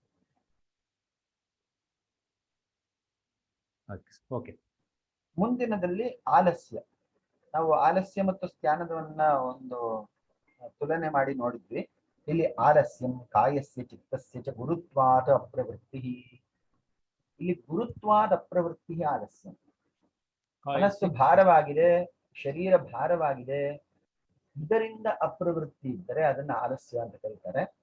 ಆದ್ರೆ ಮನಸ್ಸು ಯಾವುದೋ ಒಂದು ಕಾರಣಕ್ಕೆ, ಅವ್ಯಕ್ತವಾದಂತಹ ಕಾರಣಕ್ಕೆ ಕ್ರಿಯೆಯಲ್ಲಿ ಭಾಗವಹಿಸ್ತಾ ಹೋಗ್ತಾ ಇಲ್ಲ ಅಥವಾ ಯಾವುದೇ ಸಾಧನೆಯನ್ನ ಮಾಡ್ಲಿಕ್ಕೆ ಇಚ್ಛೆ ಪಡ್ತಿಲ್ಲ, ಇಚ್ಛಾ ಅಭಾವ, ಗುರುತ್ವದಿಂದ ಅಲ್ಲ, ಇಚ್ಛೆಯಿಂದ, ಇಚ್ಛೆ ಇಲ್ಲದೆ ಇರುವಂಥದ್ದು. ಇಚ್ಛೆ ಇಲ್ಲದೆ ಇರುವಂಥದ್ದು ಜ್ಞಾನವಾದ್ರೆ, ಗುರುತ್ವದಿಂದ ಕಾರ್ಯಪ್ರವೃತ್ತಿಯನ್ನು ಹೊಂದದೇ ಇರುವಂಥದ್ದು ಆಲಸ್ಯ. ಇದು ಮಾತ್ರ ವ್ಯತ್ಯಾಸ. ಅವಿರತಿ ಚಿತ್ತಸ್ಯ ವಿಷಯ ಸಂಪ್ರಯೋಗಾತ್ಮ ಗರ್ಭ. ಇಲ್ಲಿ ಅವಿರತಿ ಅನ್ನುವ ಶಬ್ದ ಪ್ರಯೋಗ ಮಾಡಿದ್ದಾರೆ. ಇದು ವಿಷಯಾಭಿಲಾಷ ಅಂತೇಳಿ 49ನೇ ಪೇಜಲ್ಲಿ ಕೊಟ್ಟಿದ್ದಾರೆ. ಇದಕ್ಕೆ ಅಂದ್ರೆ ಹೆಚ್ಚು ವಿಷಯ ಭೋಗವನ್ನು ಮಾಡಬೇಕು ಅಂತ ಹೇಳಿ ಬಯಸುವವನು ಅವನು ಯೋಗ ಸಾಧನೆಯನ್ನು ಮಾಡಲಿಕ್ಕೆ ಸಾಧ್ಯ ಇಲ್ಲ. ಆದ್ದರಿಂದ ಬ್ರಹ್ಮಚರ್ಯ, ಗೃಹಸ್ಥ, ವಾನಪ್ರಸ್ಥ, ಸನ್ಯಾಸ ಅನ್ನುವಂಥದ್ದು ಇದು ಇದನ್ನ ಇನ್ನೊಂದು ಸ್ವಲ್ಪ ಸೂಕ್ಷ್ಮವಾಗಿ ನಾವು ವಿಶ್ಲೇಷಣೆ ಮಾಡಿದಾಗ 2 ಪ್ರವೃತ್ತಿ ಧರ್ಮಗಳು ಮತ್ತು 2 ನಿವೃತ್ತಿ ಧರ್ಮಗಳು ಅಂತ ಗೊತ್ತಾಗ್ತದೆ. ಬ್ರಹ್ಮಚರ್ಯ ಮತ್ತು ಗೃಹಸ್ಥ ಎಂಬ ಈ 2 ಆಶ್ರಮಗಳು ಪ್ರವೃತ್ತಿ ಧರ್ಮಗಳು. ಅಂದ್ರೆ ಕಾರ್ಯದಲ್ಲಿ ಅವನು ಪ್ರವೃತ್ತನಾಗ್ತಾ ಇರ್ತಾನೆ, ಇನ್ನು ಹೆಚ್ಚು ತನ್ನ ಕುಶಲತೆಯನ್ನು ಬೆಳೆಸ್ಕೊಳ್ತಾನೆ, ಶಕ್ತಿಯನ್ನು ಬೆಳೆಸ್ಕೊಳ್ತಾನೆ. ಇದನ್ನ ಪ್ರವೃತ್ತಿ ಮಾರ್ಗ ಅಂತ ಹೇಳಿ ಕರೀತಾರೆ. ನಿವೃತ್ತಿ ಮಾರ್ಗಗಳು ಉಳಿದ 2, ವಾನಪ್ರಸ್ಥ ಮತ್ತು ಸನ್ಯಾಸ. ವಾನಪ್ರಸ್ಥದಲ್ಲಿ ತನ್ನ ಜವಾಬ್ದಾರಿಯನ್ನ ಮುಂದಿನ ಸಂತತಿಗೆ ಕೊಟ್ಟು ಅವರು ಸರಿ ನಡೆಸ್ತಾ ಇದ್ದಾರೆ ಹೇಗೆ ಅಂತ ನೋಡ್ಕೊಳ್ಳುವಂಥದ್ದು. ಅದು ವಾನಪ್ರಸ್ಥದ ಅಂಗವಾಗಿಯೇ ಬರ್ತದೆ. ಅಂದ್ರೆ ಮುಂದಿನ ಸಂತತಿಗೆ ಜವಾಬ್ದಾರಿ ಕೊಟ್ಟ ನಂತರ ಅವರ ಕಾರ್ಯಕ್ಷಮತೆಯನ್ನ ನೋಡಿ ಅವನಿಗೆ ಸಂಪೂರ್ಣವಾಗಿ ಅದರಲ್ಲಿ ನಂಬಿಕೆ ಉಂಟಾದಾಗ ಅವನು ಅಲ್ಲಿಂದ ಸಂಪೂರ್ಣವಾಗಿ ಹೊರಹೋಗುವಂತ, ಅದು ಸನ್ಯಾಸಾಶ್ರಮ. ಸೊ ಬ್ರಹ್ಮಚರ್ಯ ಮತ್ತು ಗೃಹಸ್ಥ ಅನ್ನುವಂಥದ್ದು ಪ್ರವೃತ್ತಿ ಧರ್ಮವಾದ್ರೆ, ವಾನಪ್ರಸ್ಥ ಮತ್ತು ಸನ್ಯಾಸ ಅನ್ನುವಂಥದ್ದು ನಿವೃತ್ತಿ ಧರ್ಮ. ಈ ನಿವೃತ್ತಿ ಧರ್ಮವು ಸಾಧ್ಯವಾಗಬೇಕಾದ್ರೆ ಭೋಗೈಶ್ವರ್ಯದಲ್ಲಿ ಪ್ರಸಕ್ತಿಯನ್ನು ಹೊಂದಿರಬಾರದು. ಇದನ್ನೇ ಗೀತೆಯಲ್ಲಿ ಹೇಳಿದ್ದಾರೆ. ಭೋಗೈಶ್ವರ್ಯ ಪ್ರಸಕ್ತಾನಾಂ ತಯಾಪಹೃತ ಚೇತಸಾಂ ಸಮಾಧಾವಚಲಾ ಬುದ್ಧಿ ತದಾ ಯೋಗಮವಾಪ್ಸ್ಯಸಿ. ಭೋಗೈಶ್ವರ್ಯ ಪ್ರಸಕ್ತಾನಾಂ ತಯಾ ಅಪಹೃತ ಚೇತಸಾಂ, ಯಾರಿಗೆ ವಿಷಯದಲ್ಲಿ ಆಸಕ್ತಿ ಇನ್ನೂ ಹೆಚ್ಚಾಗ್ತಾ ಇರ್ತದೋ ಅಂಥವರಿಗೆ ತಯಾ ಅಪಹೃತ ಚೇತಸಾಂ, ಯಾವಾಗಲೂ ವಿಷಯ ಪ್ರವೃತ್ತಿಯಲ್ಲಿಯೇ ಹೆಚ್ಚು ಮನಸ್ಸಾಗಿರುವವರಿಗೆ ಯೋಗ ಸಾಧನೆಯು ಸಾಧ್ಯ ಇಲ್ಲ. ವಿಷಯ ಪ್ರವೃತ್ತಿಯು ಬ್ರಹ್ಮಚರ್ಯ ಮತ್ತು ಗೃಹಸ್ಥ ಈ 2 ಆಶ್ರಮಗಳಲ್ಲಿ ಸಹಜವಾಗಿ ವಿಷಯ ಪ್ರವೃತ್ತಿ ಇರ್ತದೆ. ವಾನಪ್ರಸ್ಥ ಮತ್ತು ಸನ್ಯಾಸ ಎಂಬಂತಹ ಈ ಆಶ್ರಮಗಳಲ್ಲಿ ವಿಷಯದಿಂದ ನಿವೃತ್ತಿಯನ್ನು ಪಡ್ಕೊಳ್ಳುವಷ್ಟು ಪ್ರಯತ್ನ ಮಾಡ್ತಾ ಇರ್ತಾರೆ. ಈ ವಿಷಯ ನಿವೃತ್ತಿಯಿಂದ ಏನಾಗುತ್ತೆ, ಯೋಗ ಮಾರ್ಗದಲ್ಲಿ ಅವನಿಗೆ ಸಾಧನೆ ಸುಲಭ ಆಗ್ತದೆ. ಆದ್ರಿಂದ ಇಂದ್ರಿಯ ವಿಷಯದ ಭೋಗವು ಯಾರಿಗೆ ಹೆಚ್ಚಿರ್ತದೋ ಅಂಥ ವಿಷಯ ಭೋಗಕ್ಕೆ ಇಲ್ಲಿ ಅವಿರತಿ ಅಂತ ಕರೆದಿದ್ದಾರೆ. ವಿಷಯ ಭೋಗವನ್ನ ಕಡಿಮೆ ಮಾಡಿಕೊಳ್ಳುವಂಥದ್ದು ಯೋಗಕ್ಕೆ ಬೇಕಾದಂತಹ ಪೂರಕವಾದ ಸ್ಥಿತಿ. ಇದು ಒಂದು ಅವಿರತಿ, ವಿಷಯಾಭಿಲಾಷೆ. ಇದು ಮತ್ತೊಂದು, ಅಥವಾ ಇಲ್ಲಿ ತೃಷ್ಣ ಅಂತ ಕರಿಬಹುದು. ತೃಷ್ಣ ಅಂದ್ರೆ ಇನ್ನು ಬೇಕು ಅನ್ನುವಂತಹ ಭಾವ. ಈ ತೃಷ್ಣಾ ಭಾವವು ಕೂಡ ಯೋಗ ಸಾಧಕನಿಗೆ ಒಂದು ಅಂತರಾಯ, ಒಂದು ವಿಘ್ನ ಇದ್ದ. ಮುಂದಿದ್ದು ಭ್ರಾಂತಿ ದರ್ಶನ. ಭ್ರಾಂತಿ ದರ್ಶನ ಅನ್ನೋದಕ್ಕೆ ಭ್ರಾಂತಿ ದರ್ಶನಂ ವಿಪರ್ಯಯ ಜ್ಞಾನಂ, ಹಿಂದೆ ಒಂದು ಸೂತ್ರ ಬಂದಿತ್ತು. ವಿಪರ್ಯಯೋ ಮಿಥ್ಯಾಜ್ಞಾನಮ ತದ್ರೂಪ ಪ್ರತಿಷ್ಠಂ, ಒಂದನ್ನ ಮತ್ತೊಂದಾಗಿ ಭಾವಿಸುವಂಥದ್ದು ವಿಪರೀತ ಜ್ಞಾನ. ಈಗ ಇಲ್ಲಿ ಒಂದು ಒಳ್ಳೆಯ ಉದಾಹರಣೆಯನ್ನು ಕೊಟ್ಟಿದ್ದಾರೆ. ಆಚಾರ್ಯ ಶಾಸ್ತ್ರರ ಉಪದೇಶವನ್ನ ವಿಪರೀತವಾಗಿ ಅರಿಯುವುದು. ಇಲ್ಲಿ ಭ್ರಾಂತಿ ದರ್ಶನಕ್ಕೆ 2 ಮುಖವಾದಂತಹ ವಿಶ್ಲೇಷಣೆಯನ್ನ ಹರ್ಷಾನಂದರು ಪುಸ್ತಕದಲ್ಲಿ ಕೊಟ್ಟಿದ್ದಾರೆ. ಒಂದು ಶಾಸ್ತ್ರೋಕ್ತವಾದಂತಹ, ವೇದೋಕ್ತವಾದಂತಹ ಅಥವಾ ಗುರುಕ್ತವಾದಂತಹ ವಾಕ್ಯಗಳನ್ನ ಅನ್ಯಥಾ ಗ್ರಹಣ ಮಾಡುವುದು. ಈಗ ಉದಾಹರಣೆಗೆ ಶಿಷ್ಯ ಬುದ್ಧಿ ಶುದ್ಧಿಗಾಗಿ ಸೇವಾ ಕೈಂಕರ್ಯವನ್ನ ಗುರುಗಳು ವಿಧಾನ ಮಾಡಿದ್ರೆ ಶಿಷ್ಯನಾದಂತಹ ಅಥವಾ ಯೋಗ ಮಾರ್ಗದಲ್ಲಿ ಪ್ರವೃತ್ತಿಯನ್ನು ಬಯಸುತ್ತಿರುವಂತಹ ಶಿಷ್ಯನು ಗುರುಗಳು ಸ್ವಕಾರ್ಯಕ್ಕೋಸ್ಕರ ತನ್ನನ್ನು ಬಳಸ್ಕೊಳ್ತಿದ್ದಾರೆ ಅಂತ ಹೇಳಿ ಗುರುವಿನಲ್ಲಿ ದೋಷ ದರ್ಶನ ಮಾಡ್ತಾ ಅವರು ವಿಧಾನ ಮಾಡಿದಂತಹ ಕಾರ್ಯದಲ್ಲಿ ತನ್ನ ಚಿತ್ತಶುದ್ಧಿ ಉಂಟಾಗತ್ತೆ ಅನ್ನುವಂತಹ ಗ್ರಹಣೆಯನ್ನ ಮಾಡದೇ ಇರುವಂತ ಅನ್ಯಥಾ ಗ್ರಹಣ. ಇದು ಭ್ರಾಂತಿ ದರ್ಶನದ ಒಂದು ಅರ್ಥ. ಮತ್ತೊಂದು ಅರ್ಥ, ಕೆಲವೊಂದು ಸಿದ್ಧಿಗಳು ಸಿಗ್ತದೆ, ಯೋಗದ ಸಾಧನೆಯಲ್ಲಿ ಕೆಲವೊಂದು ಸಿದ್ಧಿಗಳು ಸಿಗುತ್ತೆ. ಈ ಸಿದ್ಧಿಗಳೇ ತನಗೆ ಅಂತಿಮವಾದಂತಹ ಪುರುಷಾರ್ಥ ಅಂತ ಭಾವಿಸಿ ಅಲ್ಲೇ ನಿಂತ್ಕೊಂಡ್ಬಿಡುತ್ತೆ. ಈ ಸಿದ್ಧಿಗಳು ಸಿಕ್ಕಾಗ ಆ ಸಿದ್ಧಿಯಲ್ಲಿಯೇ ತನ್ನ ಸಾಧನೆ ಸಂಪೂರ್ಣವಾಯಿತು ಅಂತ ಭಾವಿಸಿ ಮೈ ಮರೆತು ಆ ಸಿದ್ಧಿಗಳಲ್ಲೇ ಕಳೆದು ಹೋಗುವಂಥದ್ದು. ಇದು ಕೂಡ ಭ್ರಾಂತಿ ದರ್ಶನ ಅಂತ ಹೇಳಿ ಉಲ್ಲೇಖ ಮಾಡಿದ್ದಾರೆ. ಆದ್ರೆ ಇಲ್ಲಿ ಮೂಲ ಭಾಷ್ಯದಲ್ಲಿ ಈ ವಿಚಾರ ಚರ್ಚೆ ಇಲ್ಲ. ಅದು ಪ್ರಾಯಶಃ ಮತ್ಯಾವುದೋ ಟೀಕೆಯಿಂದ ತೆಗೆದಂತಹ ವಾಕ್ಯ ಅಂತ ಕಾಣುತ್ತೆ. ಇಲ್ಲಿ ಭ್ರಾಂತಿ ದರ್ಶನಂ ವಿಪರ್ಯಯ ಜ್ಞಾನಂ ಒಂದೇ ಶಬ್ದ ಕೊಟ್ಟಿದ್ದಾರೆ. ಆದ್ರೆ ಹರ್ಷಾನಂದರ ಪುಸ್ತಕದಲ್ಲಿ ಎರಡು ಅರ್ಥಗಳನ್ನ ಅಲ್ಲಿ ಉಲ್ಲೇಖ ಮಾಡ್ತಾ ಇದ್ದಾರೆ. ಮುಂದಿಂದು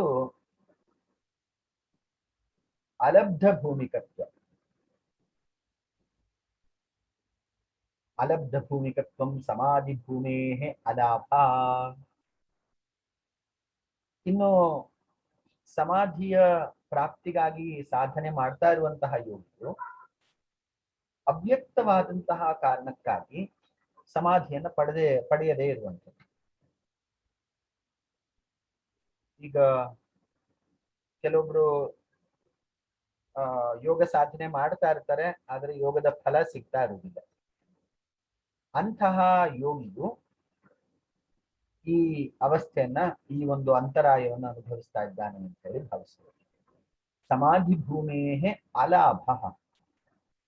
ತುಂಬಾ ಶ್ರದ್ಧೆಯಿಂದ, ನಿಷ್ಠೆಯಿಂದ, ಏಕಾಗ್ರತೆಯಿಂದ ಯೋಗ ಸಾಧನೆಗಳನ್ನ ಅನುಷ್ಠಾನ ಮಾಡ್ತಾ ಇರುವಂತಹ ಯೋಗಿಯು ಯಾವುದೋ ಕಾರಣಕ್ಕಾಗಿ, ಅವ್ಯಕ್ತವಾದಂತಹ ಕಾರಣಕ್ಕಾಗಿ ಸಮಾಧಿಯನ್ನ ಪಡಿತಾ ಇಲ್ಲ. ಅದು ಪೂರ್ವಜನ್ಮದ ಫಲವಾಗಿಯೂ ಇರಬಹುದು, ಅಥವಾ ತನ್ನದೇ ಯಾವುದೋ ದೋಷದಿಂದಲೂ ಇರಬಹುದು. ಯಾವುದೋ ಒಂದು ಕಾರಣಕ್ಕಾಗಿ ಅವನಿಗೆ ಅಭೀಷ್ಟವಾದಂತಹ ಸಿದ್ಧಿ ಸಿಗ್ತಾ ಇಲ್ಲ. ಅಂಥದ್ದನ್ನ ಇಲ್ಲಿ ಅಲಬ್ಧ ಭೂಮಿಕತ್ವ. ಲಬ್ಧ ಭೂಮಿ ಅಂದ್ರೆ ಒಂದು ಸಿದ್ಧಿ ಸಿಗುವಂಥದ್ದು, ಅಲಬ್ಧ ಭೂಮಿಕತ್ವ ಅಂದ್ರೆ ಸಿದ್ಧಿ ಸಿಗದಂತಹ ಒಂದು ಸ್ಥಿತಿ. ಇನ್ನು ಅನವಸ್ಥಿತತ್ವ, ಇಲ್ಲಿ ಪುಸ್ತಕದಲ್ಲಿ ಅನುವಸ್ಥಿತತ್ವ ಅಂತ ಹೇಳಿ ಕೊಟ್ಟಿದ್ದಾರೆ, ಪೇಜ್ ನಂಬರ್ 34ರಲ್ಲಿ ಆದಿದೇವಾನಂದ ಪುಸ್ತಕದಲ್ಲಿ. ಅನವಸ್ಥಿತತ್ವ ಅಂದ್ರೆ ಅವಸ್ಥಿತಿ ಅಂದ್ರೆ ಹೇಳಿ ನಿಂತ್ಕೊಳ್ಳುವಂಥದ್ದು ಅಥವಾ ಆ ಸ್ಥಿತಿಯಲ್ಲಿ ನಿಲ್ಲುವಂಥದ್ದು. ಅನವಸ್ಥಿತತ್ವ ಆ ಸ್ಥಿತಿಯಲ್ಲಿ ದೀರ್ಘಕಾಲ ನಿಲ್ಲಲಿಕ್ಕೆ ಸಾಧ್ಯ ಆಗದೆ ಇರುವಂಥದ್ದು. ಈಗ ಒಂದು ಹಂತದಲ್ಲಿ ಯೋಗಿ ಆದಂಥವನು ತನ್ನ ಸಾಧನೆಯ ಫಲವಾಗಿ ಸಬೀಜ ಸಮಾಧಿಯನ್ನು ಪಡ್ಕೊಳ್ತಾ ಇದ್ದಾನೆ. ಆದ್ರೆ ಸಬೀಜ ಸಮಾಧಿಯ ಕಾಲ ಅತಿ ಅಲ್ಪವಾಗಿದೆ. ಅವನು ಎಷ್ಟೇ ಪ್ರಯತ್ನ ಮಾಡಿದ್ರು ಅದು ಆ ಸಮಾಧಿ ಕಾಲವು ವಿಸ್ತಾರ ಆಗ್ತಾ ಇಲ್ಲ. ಸ್ವಲ್ಪ ಹೊತ್ತು ಮಾತ್ರ ಸಮಾಧಿಯಲ್ಲಿ ನಿಲ್ಲಲಿಕ್ಕೆ ಸಾಧ್ಯ ಆಗ್ತಾ ಇದೆ. ಇದು ಅನವಸ್ಥಿತತ್ವ ಅಂತ ಹೇಳಲ್ಪಡುತ್ತದೆ. ಈ ರೀತಿ 9 ವಿಘ್ನಗಳನ್ನ ಅವನು ಯೋಗಿಯಾದಂಥವನು ತನ್ನ ಯೋಗ ಸಾಧನೆಯಲ್ಲಿ ಅನುಭವಿಸಬಹುದಾದಂಥದ್ದು ಅಂತ ಇಲ್ಲಿ ಉಲ್ಲೇಖ ಮಾಡ್ತಿದ್ದಾರೆ. ಇವುಗಳನ್ನ ಅಂತರಾಯಾಹ ಅಂತ ಕರೆದಿದ್ದಾರೆ. ಯೋಗ ಮಲ, ಯೋಗ ವಿಕ್ಷೇಪ, ಚಿತ್ತ ವಿಕ್ಷೇಪ, ಯೋಗ ಪ್ರತಿಪಕ್ಷ. ಪ್ರತಿಪಕ್ಷ ಅಂದ್ರೆ ಅಪೋಸಿಟ್ಸ್, ಪ್ರತಿಪಕ್ಷ. ಯೋಗ ಪ್ರತಿಪಕ್ಷ, ಚಿತ್ತಮಲ ಮತ್ತು ಚಿತ್ತ ವಿಕ್ಷೇಪ ಈ ಶಬ್ದಗಳಿಂದ ಪ್ರಯೋಗ ಮಾಡಿದ್ದಾರೆ. ಸಮಾಧಿ ಪ್ರತಿಲಂಬೆ ಹಿ ಸತಿ ತತ್ ಅವಸ್ಥಿತಂ ಸ್ಯಾತ್ ಇತಿ ಏತೆ ಚಿತ್ತ ವಿಕ್ಷೇಪಾಃ ನವ ಯೋಗ ಪ್ರತಿಪಕ್ಷಾಃ ಯೋಗ ಅಂತರಾಯಾಃ ಇತ್ಯಭಿಧೀಯಂತೆ. ಇವುಗಳನ್ನ ಯೋಗ ಅಂತರಾಯ, ಯೋಗ ಪ್ರತಿಪಕ್ಷ, ಆ ಯೋಗ ಮಲ, ಚಿತ್ತ ವಿಕ್ಷೇಪ, ಈ ರೀತಿ 4 ಶಬ್ದಗಳಿಂದ ಕರೆದಿದ್ದಾರೆ. ಇದಕ್ಕೆ ಸಂಬಂಧಪಟ್ಟಂತೆ ಗೀತೆಯಲ್ಲೂ ಕೂಡ ಉಲ್ಲೇಖ ಇದೆ. ಇಲ್ಲಿ 6ನೇ ಅಧ್ಯಾಯ, ಆರನೇ ಅಧ್ಯಾಯವನ್ನ ಧ್ಯಾನ ಯೋಗ ಅಂತ ಕರೀತಾರೆ. ಈ 6ನೇ ಅಧ್ಯಾಯದಲ್ಲಿ ಆರಂಭದಲ್ಲಿ 3ನೇ ಶ್ಲೋಕದಲ್ಲಿ ಆರು ರುಕ್ಷೋರ್ಮುನೆ ಯೋಗಂ ಕರ್ಮ ಕಾರಣ ಮುಚ್ಯತೆ ಯೋಗಾರೂಢಸ್ಯ ತಸ್ಸೈವ ಶಮಃ ಕಾರಣ ಮುಚ್ಯತೆ ಅಂತ ಹೇಳಿ 6 ರುಕ್ಷು ಮತ್ತು ಆರೂಢ ಅಂತ ಹೇಳಿ ಪ್ರಯೋಗ ಮಾಡಿದ್ದಾರೆ.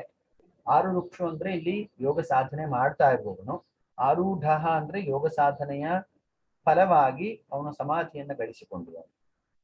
6 ರುಕ್ಷೋರ್ ಮುನೇರ್ಯೋಗಂ ಕರ್ಮ ಕಾರಣ ಮುಚ್ಯತೆ, ಯೋಗ ಸಾಧನೆ ಮಾಡ್ತಾ ಇರುವವನಿಗೆ ಕರ್ಮವು ವಿಧಾನ ಮಾಡಿದೆ. ಕರ್ಮವು ಅಂದ್ರೆ ಇಲ್ಲಿ ಅವನು ಶಮದಮಾದಿ ಸಾಧನವನ್ನ ಮಾಡುವಂಥದ್ದು, ಹಾಗೆಯೇ ಯಮ ನಿಯಮ ಆಸನ ಪ್ರಾಣಾಯಾಮ ಪ್ರತ್ಯಾಹಾರ ಧಾರಣಾ ಧ್ಯಾನ ಎಂಬಂತಹ 7 ಅಂಗಗಳ ಅನುಷ್ಠಾನ, ಅದರ ಫಲವಾಗಿ ಸಮಾಧಿಯ ಪ್ರಾಪ್ತಿ. ಈ ರೀತಿ ಕರ್ಮಾನುಷ್ಠಾನಗಳನ್ನ ಅವನಿಗೆ ವಿಧಾನ ಮಾಡಿದ್ದಾರೆ. ಕರ್ಮಾನುಷ್ಠಾನಗಳು ಅಂದ್ರೆ ಯಾಜ್ಞಿಕ ಕರ್ಮಗಳಲ್ಲ, ಬದಲಾಗಿ ಸಾಧನಾನುಷ್ಠಾನಕ್ಕೆ ಪೂರಕವಾಗುವಂತಹ ಯೋಗ ಏನು ಯಮಾದಿ ಸಾಧನಗಳು. ಆದ್ರೆ ಆ ಯೋಗಾರೂಢಸ್ಯ ತಸ್ಸೈವ ಶಮಃ ಕಾರಣ ಮುಚ್ಯತೆ, ಆದ್ರೆ ಯೋಗಾರೂಢನಾದಂಥವನು, ಯಾರು ಆ ಸಿದ್ಧಿಯನ್ನು ಪಡೆದಿದ್ದಾನೋ ಅವನು ಪುನಃ ಅಹಿಂಸಾ ಸತ್ಯಾಸ್ತೇಯ ಅಂತೆಲ್ಲ ಮಾಡ್ಬೇಕಾಗಿಲ್ಲ. ಅವನು ಶಮವನ್ನ ಅನುಷ್ಠಾನ ಮಾಡ್ತಾ ಉಳಿದುಕೊಳ್ಳು. ಶಮ ಅಂದ್ರೆ ಅವನು ತನ್ನ ನಿರುದ್ಧಾವಸ್ಥೆಯನ್ನೇ ದೀರ್ಘಗೊಳಿಸುವಂತಹ ಪ್ರಕ್ರಿಯೆಯಲ್ಲಿ ತೊಡಕೊಳ್ಳು. ಆದ್ರೆ ಯೋಗ ಸಾಧನೆ ಮಾಡ್ತಾ ಇರುವಂತಹ ಯೋಗ 6 ರುಕ್ಷು ಆದ್ರೆ ಅವನು ಎಲ್ಲ ಪ್ರಕ್ರಿಯೆಯನ್ನ ನಿತ್ಯವಾಗಿ ಮಾಡ್ತಾ ಇರ್ಬೇಕಾಗ್ತದೆ. ಇಷ್ಟು ಇಲ್ಲಿ ಇರುವಂತಹ ವಿಚಾರ. ಪ್ರಾಯಶಃ ನಾವು ಇವತ್ತು ಇಲ್ಲಿಗೆ ನಿಲ್ಲಿಸ್ಕೊಳ್ಬಹುದು ಅಂತ ಕಾಣುತ್ತೆ. ಇದುವರೆ ಆಗ್ತಾ ಬಂತು.